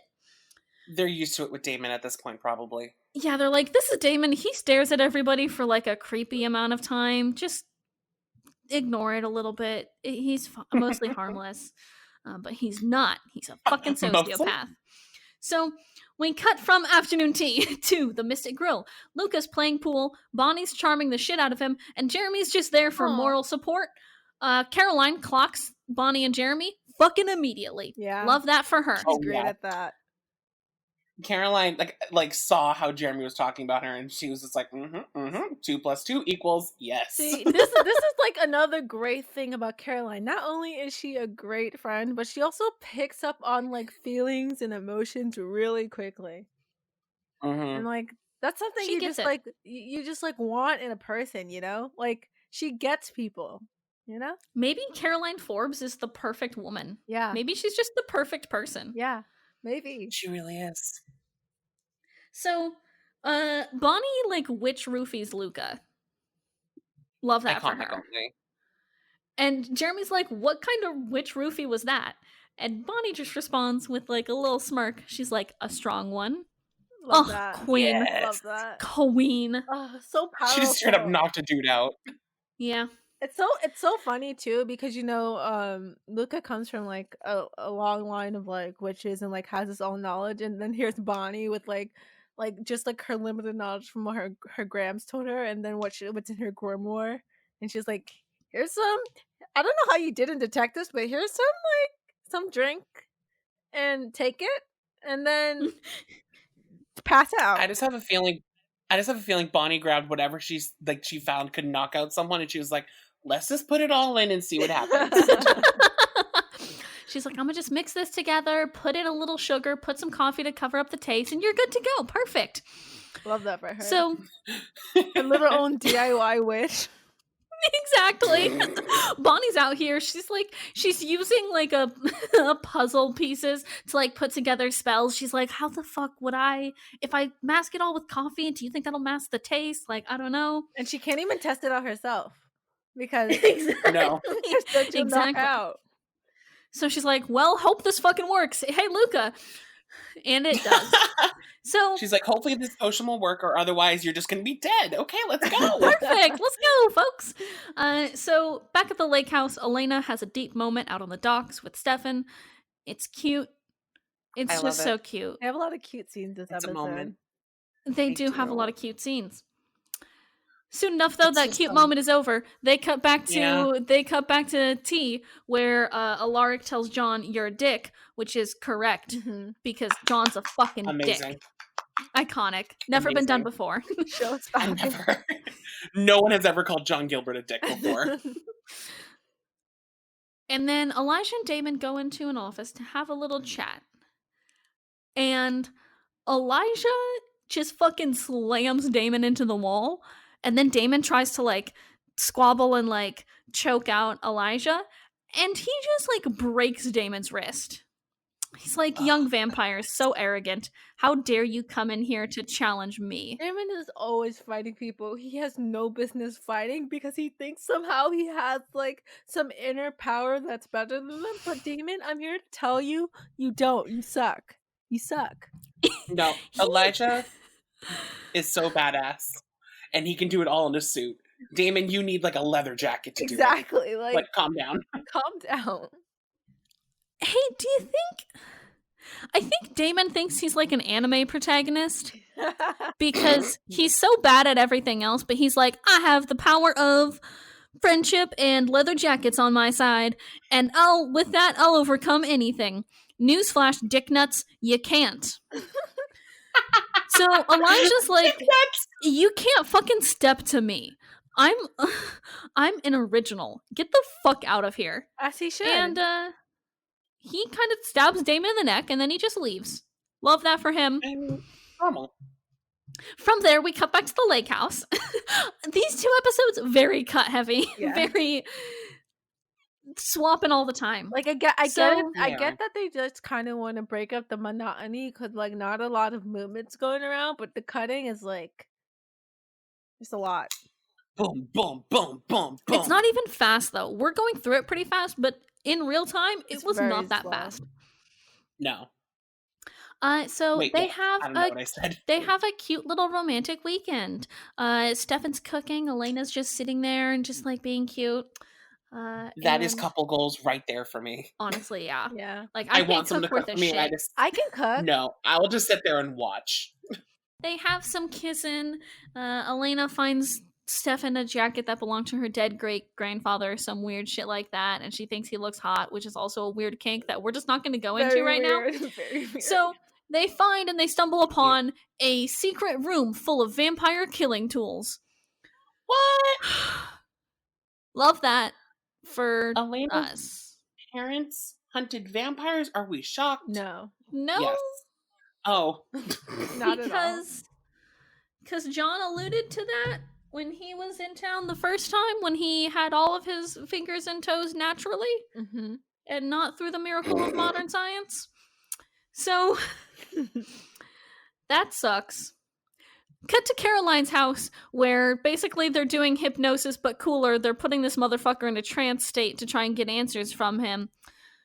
Good way to get answers from people. I wish they would do this more often. Yeah. Honestly, though, yeah. And then there's a Bonnie's like, here, take these candles and like set them up. And then Caroline's like, I'll go get some matches to light them up. And Bonnie's like, no need for that. And then just lights them up with her mind. And then Caroline's like, that's pretty hot. And then I was like, by rights, you know? Caroline Forbes said by rights. Yeah, she did. So did Bonnie Bennett at multiple times during this fucking series. Yeah. It's one of my favorite things that never happens. It's one of my favorite things that never happens. It only exists also, in our question. Mm-hmm. Bonnie says that she's drawing power from the fire. That's what she does. That's how she does a lot. But if she started the fire, is that just like a snake eating its own tail? I don't know. I also do not know. I feel like I don't know. That's honestly a really good question. But I think it's like Bonnie used the elements to produce the fire, and then like the fire is producing constant energy. So maybe nature magic's weird. Who fucking knows how magic works in this world? Not us, and not the fucking writers. So nope. That Bonnie Bennett flex tape coming in hot. But also there's like the candle lights, they like the flames kind of go like really high up, and I'm like, how they get that there to do that? I've never seen that before. It's very gasoline. Yes, and also special effects. Yeah, most likely. They have a guy behind the scenes with like a big thing of gasoline. It's just like he just drops it down really carefully from the ceiling, just a little bit. It's a very dangerous job. He gets double like hazard pay for it. He 100%. Has no eyebrows, but he does have money now. So we cut to the Salvatore house where Alaric and Damon are drinking buddies, which is still kind of weird to me. Yeah. I love it though. Yeah, but it still doesn't. It doesn't make much. I don't know. It doesn't make sense considering their past. It doesn't make sense right now. I still like the dynamic they have because Alaric really kind of calls Damon out on a lot of the true bullshit that he's doing. Which is a lot of things. So Alaric would get very tired very quickly. So that's why Alaric drinks. Exactly. So Alaric goes to leave, and then he gets shot. Well, bye, Alaric. Okay, goodbye. You had a nice run here, Matt Davis. I'm happy to say we're finally rid of you. Yeah, I thought he got stabbed. Yes, it's like a bolt that comes out of something, I think is what it is. It looks like a crossbow bolt kind of thing. Okay. Yeah. So good that we're free of Matt Damon's racist ass already. God, I wish. Matt Damon? Matt Damon? Matt Damon? No, Matt Davis's racist ass. God, get out of here. At Matt Davis, not at you, Brian. You can stay. Oh, okay. So then pops in Stevie, who jumps on Damon's back like a fucking weird spider monkey and pushes in a whole syringe of vervain, I think, to make him pass out. Yeah, he does mention that he was a strong one because it took the whole syringe. So hey guys, that vervain thing kind of working. Yeah. But also hate that it's working so much. I know. It's their Rocky montage. It's fine. Should they be able to do this? Absolutely not, but still. So, after that, we cut to the trailer, where off-brand Terminator is so not scary. He's just so not scary in a scary way. Yeah. Does that make sense? Yeah, that kind of does make sense. He has serial killer eyes, but such a soft voice that you're like, oh. Really? Okay. I thought his voice was at least, I don't know, when it doesn't match his face. When we were first introduced to him as a character, he kind of had a Batman gravelly voice. That's just Stephen Amell.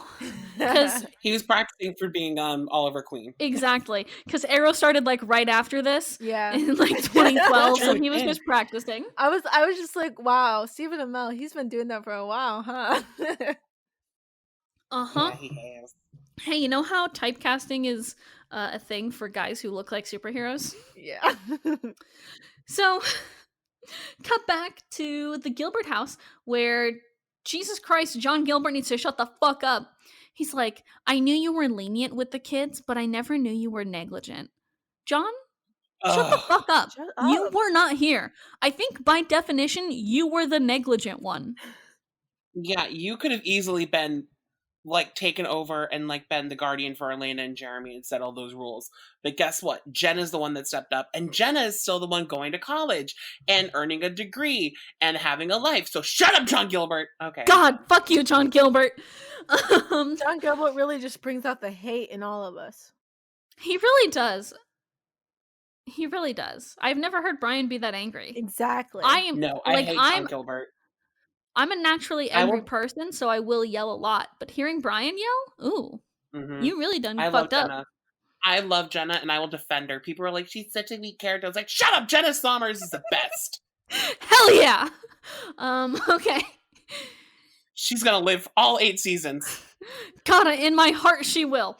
So we cut back to Salvatore house, where Damon's tied up in like a weird chair with like a weird Final Destination-ass torture device on him, and I love it. Alaric's dead on the ground in front of him.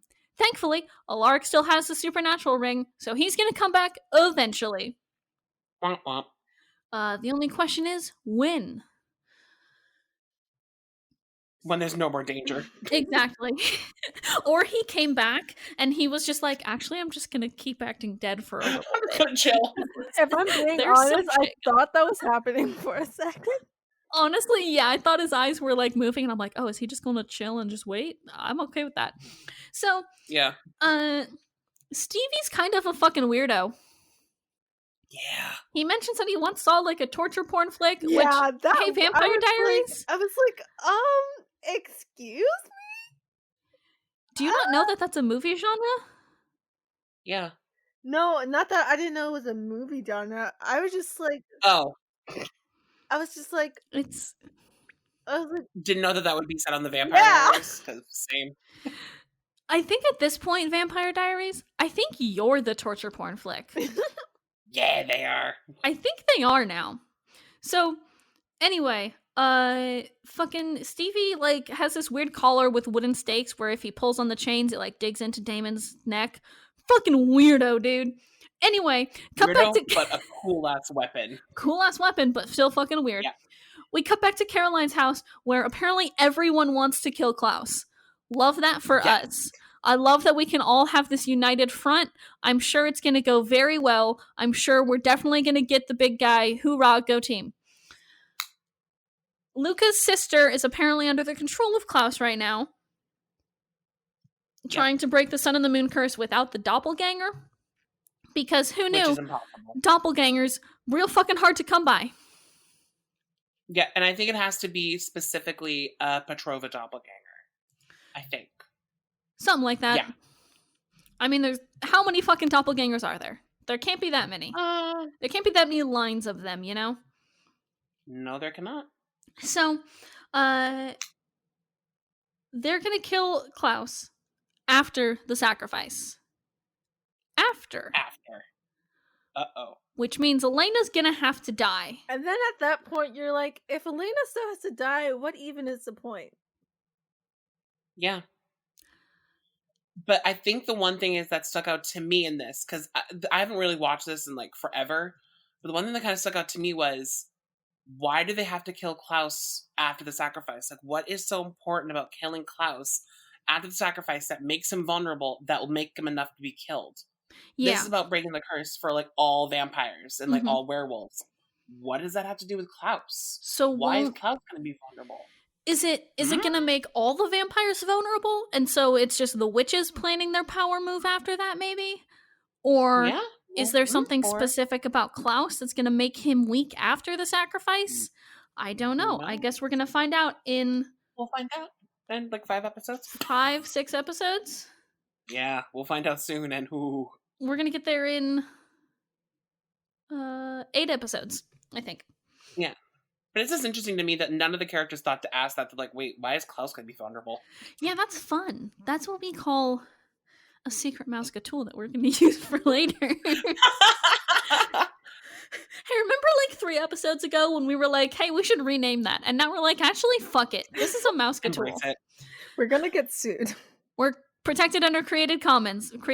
Fuck all y'all. We can mention it in passing as a reference. Fuck all y'all. I know the law for this one specific thing.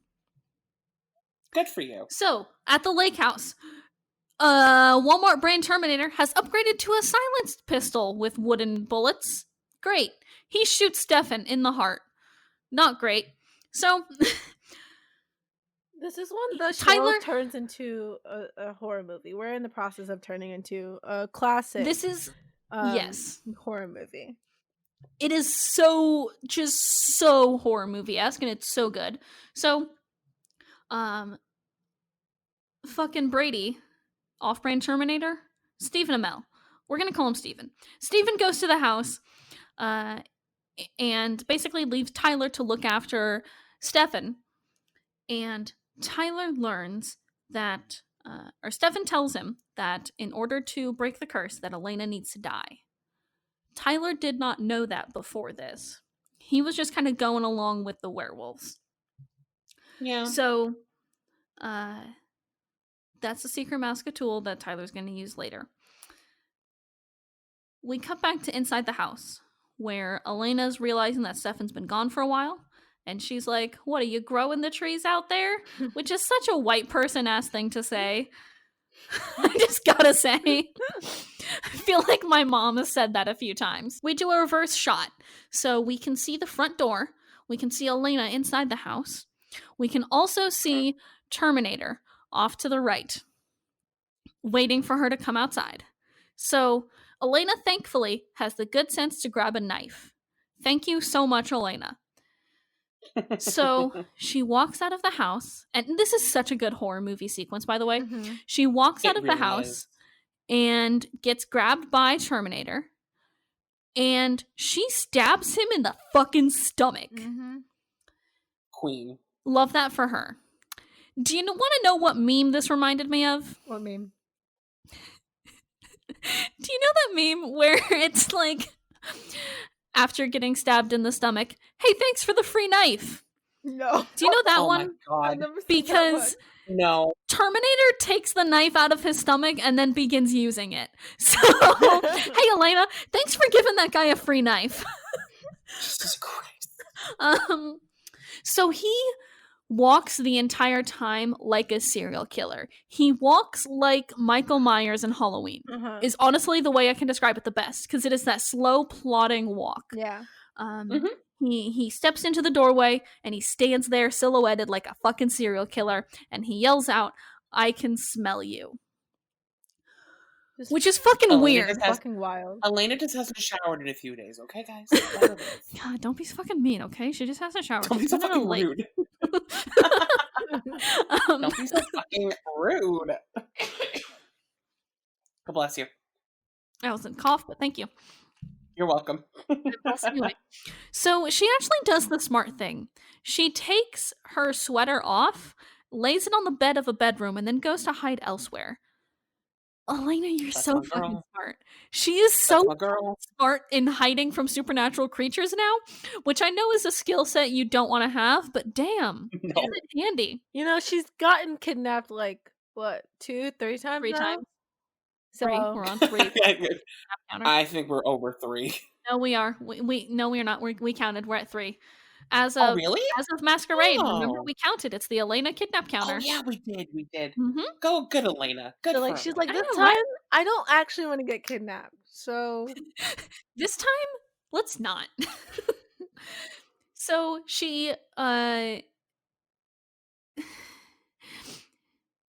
also, this sequence, by the way, this is one of the only sequences that they don't cut in the entire episode. Mm-hmm. Yeah, they let the sequence play it in full. So she runs upstairs, drops her sweater in one room, hides in the other. When he goes in to get the sweater, she goes down she runs down the stairs.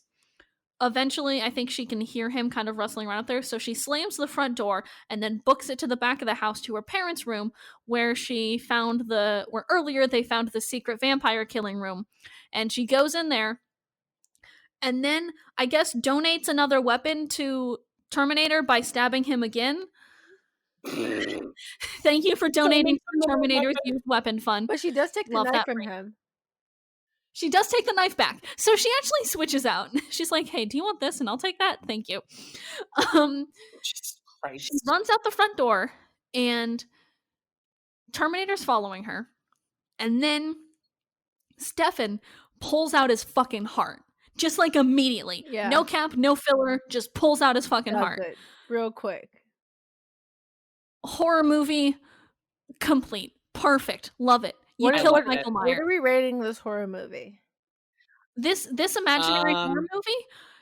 10 out of 10. 10 out of 10. I gave it 100%. a 7 out of 10. You only gave it a 7 How out dare of 10? you? Here's why. In comparison to like the other like horror movie scenes throughout the show so far, this is the one that's left me the least scared. Okay, that's fair. It's like good horror movie execution, but like not great like suspense thriller wise for me, which is what I'm really looking for in a horror movie scene. Okay, fair. So fair. That's why I gave it a 7 out of 10. Very good. 10 out of 10 horror movie execution, but 7 out of 10 like suspense, good feeling. It's just such like a heavy homage to like Michael Myers or Freddy or Jason. Like, yeah, it's real good. But like, yeah, the Terminator here is a much more known quantity than the other horror movie scenes where it was Rose going berserk and then like Bonnie getting possessed or whatever. Those were much more unknown quantities versus Terminator, who is a known quantity here. Yeah.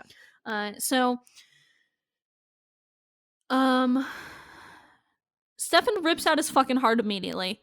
And Tyler is just like, Elena, I'm sorry, I didn't know. And she forgives him immediately because that's exactly she's what Elena a good would do. person. That's exactly. Elena is a great person, and we do not deserve her. Sometimes I don't like Elena. This is one of those times I really do like Elena. This was a good one. Don't worry, I always love Elena. I know you do. You always make up for us. So then we cut back to the Salvatore house where they're torturing Damon to try and get the location of the Moonstone. And who should walk in but Elijah? Dun, dun, dun. Hey, that's my line. And hold on. Dun, dun, dun. Okay, there we go. Okay, perfect. There we go. We got it in stereo there. Guess welcome. what Elijah has in his hands? A cookie. Nope. Oh, Jordan, I guess. An airplane, like a little paper airplane. Oh nope. Although that would be fun. Just a whole ass airplane. No, like, just a whole airplane. He's just gonna yeet it into the werewolves. No. It's Southwest. Elijah's not a budget bitch. He's not a Southwest motherfucker. Spirit. You know what he does have in his hands? What? The Moonstone. Oh. And he just says, if you want it, come and get it, bitches. And he puts it down. So the werewolves, stupidly, go and try and get it. Did they and they get their asses kicked. Wait, did they always have super speed? Am I forgetting that that's a power that they had? Or did they just introduce that right now? I think they just introduced it right now for the wolves. Yeah. Earlier, they did not have super speed. Not when they were doing the fight sequence. I don't... Brian, correct me if I'm wrong here. Do the werewolves actually genuinely have super speed? Only on the full moon. What's the day of full moon? Then that was... No, it wasn't. So they just have... You know why they have super speed for this one moment? Plot device. Yeah. They have the plot juice, basically. So Elijah fucking murders all of these werewolves. Jules yeets her ass out of there. Wait, why did that remind me of the Rose episode? Where she just leaves. She just reads herself out, just like, oh, I don't She's want like, to actually, bye. Yeah. Yeah, Jules was just like, I'm done with this. Goodbye. So, Jules leaves.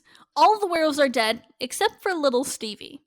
And Elijah walks over to him, and he calls Stevie... spare him. He calls Stevie sweetheart. Which is weird. I don't know what they were doing with that weird nickname there, but that's whatever. But Stevie stands up. Elijah's like, here, stand up, brush yourself off a little bit. And then he punches Stevie so hard he breaks his neck. Wait, he dies? God damn it. Yeah, he punches him across the face, and the neck crack is audible. Imagine, like, being that strong. I will say, though, like, that is iconic, because I didn't notice that the first time I watched the show. So watching it this time, I watched it, I was like, oh, shit! Same energy as Elijah punching someone's head off. Exactly. Why does Elijah have this weird obsession with, like, punching or judo chopping people's heads so hard that they die? Is it just because it looks cool? It's because he wants to be dramatic. Honestly, Fair. Valid. Yeah. So, hey, after all this, Alaric wakes up, which is fun. It's so funny that he just wakes up and he's like, has missed everything. He just, like, looks and there's, like, bloodied carpets around and dead werewolves, and he's just like, hey, how you doing? Like, what did I miss? So, have you been having fun while I've been gone? Okay. So, he calls to apologize to Jenna, and they are such a doomed couple, but I love them so much because John got in Jenna's head earlier about Alaric lying to her, and now you can tell that she's, like, suspicious and doesn't like it. So doomed, but I love them so much. So then we go back to the lake house, where now everybody has discovered, everybody has the knowledge now, that Elena's gonna die in the sacrifice so they can kill Klaus. And Elena knew, because when she made her deal with Elijah, she was like, he mentioned protecting everyone I love. He did not mention protecting me. I knew this going into it. Which, God, I love that somebody finally pays attention to the fine print. Reading between the lines. Somebody, thank God, finally. Yeah. I just love that Elena was just like, if it comes between me and my friends, guess who's gonna die? Me! If I have to die so all of my friends can live, Because, like, what is a life worth living with all your friends dead, you know? Exactly. Yeah. So, Stefan and Elena have another argument where they both try calling each other martyrs, and they're both right. That's kind of the source of all of their arguments as a couple, and I get it, you know? Yeah. I feel it. I also love how Stefan's like, that's not a hero, that's just tragic. And I'm like, Stefan, have you never heard of a tragic hero before? Hey, Stefan, you can be both. Why not both? I don't know if you ever went to 10th grade English, but you can be both. So, then we cut to Jeremy and Bonnie coming out of Caroline's house. And they're kind of fucking cute. They are. Johnny's kind of cute.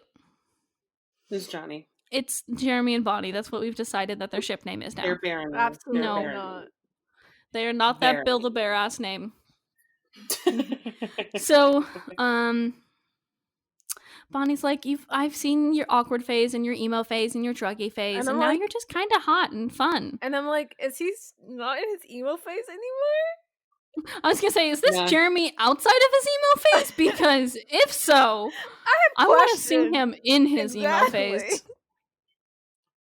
But they finally kiss, and they're cute. Yay! I, for one, still a little uncomfortable that this is happening without Elena's knowledge, but I also acknowledge that Jeremy can do whatever he wants because he's his own person. I just see bad things happening when Bonnie's like, "Hey, by the way, I'm dating your little brother." Nah, I don't see it. It's nothing bad's gonna happen ever. This is the Vampire Diaries. When does something bad happen? This is Mystic Falls. Nothing bad ever happens here. Nervous laughter. Imagine the commercial for the town of Mystic Falls, Virginia. They're like, move to Mystic Falls. We have great property value because people have gotten murdered in every lot in town. And it's just some family like nervously waving at the camera like, we love Mystic Falls. And then there's this Damon to the side just staring at them intently. Exactly.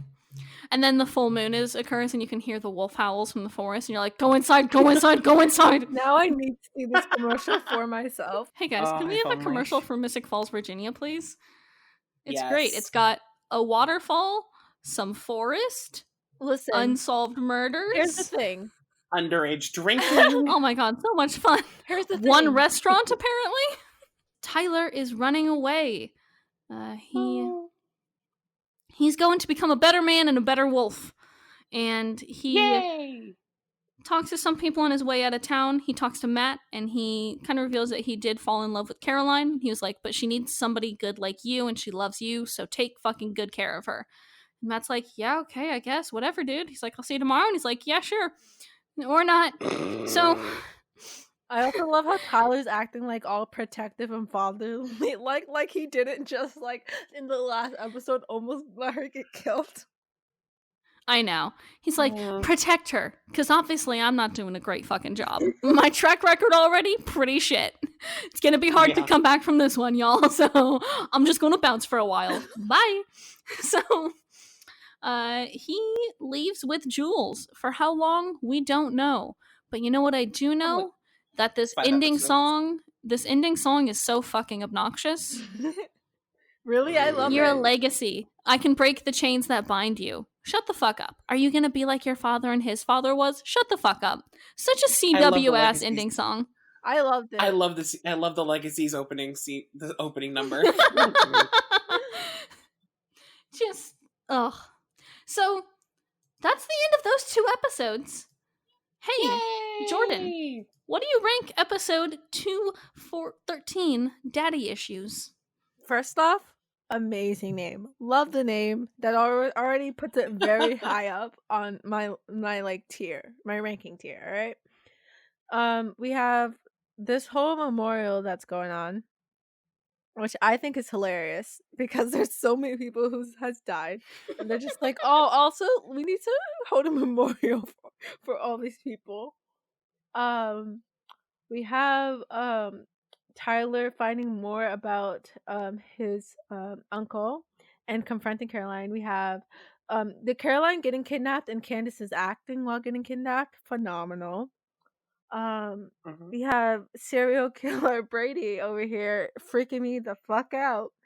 What else happens in this episode? Oh yeah, we also have this whole Damon and Elena plot that is what is their plot? Who gives a shit? What do you rate it? Who fucking cares? I'm trying to figure out what happens to try to. I feel like this was like a solid episode, you know. It's like there was also that ending scene with Stefan and Caroline, Bonnie, and Elena. Those were really good moments. I think I really liked this episode. I don't think it was like deserving of like a 9 or a 10, but I also don't think it was just good, so I'm gonna give it an 8. Okay. All right, that's fine. Brian, what you giving it? This is one of those episodes that don't really stick out to me as much. Like when I think season 2 of Vampire Diaries, it's not one of those like ones that are like, haha, this is the great episode of season 2. But I will say, very solid episode, very entertaining. So I'm going to say 8.5, merely because Candace frickin' Aquila, at this point in time is Aquila, not King yet, saved this damn episode. Yeah. She literally kicked it out of the park, and honestly, it has one of my favorite scenes at the end with Stefan, Caroline, and Elena and Bonnie. Like, it's just... Like, all the scenes with her this episode were, like, amazing. Amazing, 100%. Very great Caroline episode. This was like a pretty good episode, actually. Yeah. I thought it was pretty good. I mean, yeah, I just really liked it. I'm also gonna give it an 8.5 because I enjoyed it here. So actually, Oh. am I gonna give it an 8.5? Is it an 8.5? It's actually just an 8. I'm sorry. I have to go down. I'm sorry. That's fair. No, that's fair. I was like, is Still it really an 8.5? Jordan, what are you ranking Crying Wolf 214? All right. Crying Wolf. We got this whole cabin thing. I was like expecting horror and I got horror, which I really enjoyed. And the scenes with Stefan and Elena were very cute. Her kind of processing a little bit of her trauma was very nice to watch. And then we also had this like small little like tiny other two plots with Damon and Elijah, which I could care less about. Like it didn't really move anything forward. It was kind of useless, kind of boring. And we also had to see more of Damon and Andy and like that whole situation. But the Bonnie, Jeremy, Caroline little subplot, I like that a lot. I don't think it necessarily was that informative other than the fact that there's now confirmation that there's no like plan to save Elena, but I do just love those three characters so much, and especially and them together in a room doing anything I will love, you know. So I think overall I think it was a really good episode. I don't think it was like amazing, right?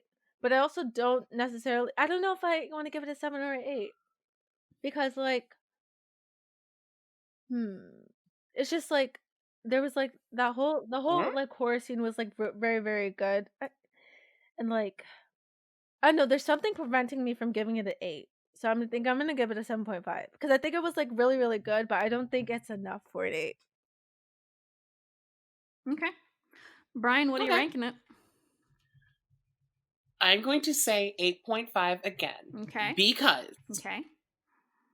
I know that this cabin storyline is going to last for another episode at least, which I'm excited about. Mm-hmm. Spoiler, I know they do. I think that's one more episode. Mm-hmm. But I loved the Stefan and Elena stuff in this episode because it just felt like good for them to have this nice little normal, because a lot of things that happen from here on out, it won't be normal for them. Mm-hmm. And I can say that as like, so it's nice to have that little like break for them. And also I loved like the werewolves coming after Elena and like Elena being in danger of something other than like Damon, I guess. Yeah. I don't know. Okay. Or someone else, like some other like worldly threat. It's actually werewolves this time, something that they can actually handle. Mm-hmm. Yeah. And also I like the reveal, like Elena having to actually have to die in order to like finish this ritual. And I don't know, I enjoyed it. It's one of those good ones. It's not the best of the best, but it's a good one. Yeah. Okay. Fair.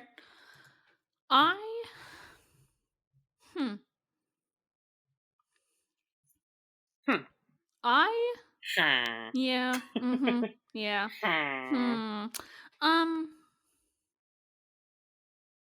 I think I'm gonna give it an 8.5. I feel honored. Because the cabin plot, the horror stuff, fucking excellent. We get Dollar Store Terminator at his Dollar Store Terminator best, you know? And the side plot of them getting answers about why Luke is helping, or why Luke and Dr. Martin are helping Elijah, yeah. Elijah. Like why and they're or doing that. House in turn, technically. Yeah, it's weird. Listen, I don't try and think too hard. I just give ratings. So next week, we are going to be talking about episodes 15 and 16, The Dinner Party and The House Guest. Interesting. Can't wait to see the titular dinner party and house guest of those episodes. That'll be fun. God, Brian, stop making noises. It's disturbing. What? I'm excited for the... I am disturbing. Have you not met me? I know. But I love the dinner party. has one of my favorite like endings of season 2, like favorite endings to an episode, I think. Yes. Okay. Fuck yeah. Yes. It has one of like the coolest like reveals kind of thing. Ooh. But it's just, I don't know. I just love it. Love that for us. So, if you want to watch along next week, that's where we're at with 15 and 16 dinner party and house guest. As always, follow us on Twitter at AfterBitePod. If you have any thoughts about the episodes as you're watching them, give us a little shout. If you're watching along with us, especially give us a little shout. New episodes of our show come out every Friday. Follow us on Twitter at AfterBitePod or on Spotify and Apple Podcasts. Leave us a 5-star review if you can. It really does help us more than you know. I'm looking directly at you, Brian. I love how this is now a running gag because Brian still has not done it. You cannot look at me because this is an audio medium. Thank you. I am staring at you through this audio medium. I am just that powerful. I cannot be contained. Anyway, stay home, stay safe, wash your fucking hands, and we'll be back next week. Bye. Yeah, bye!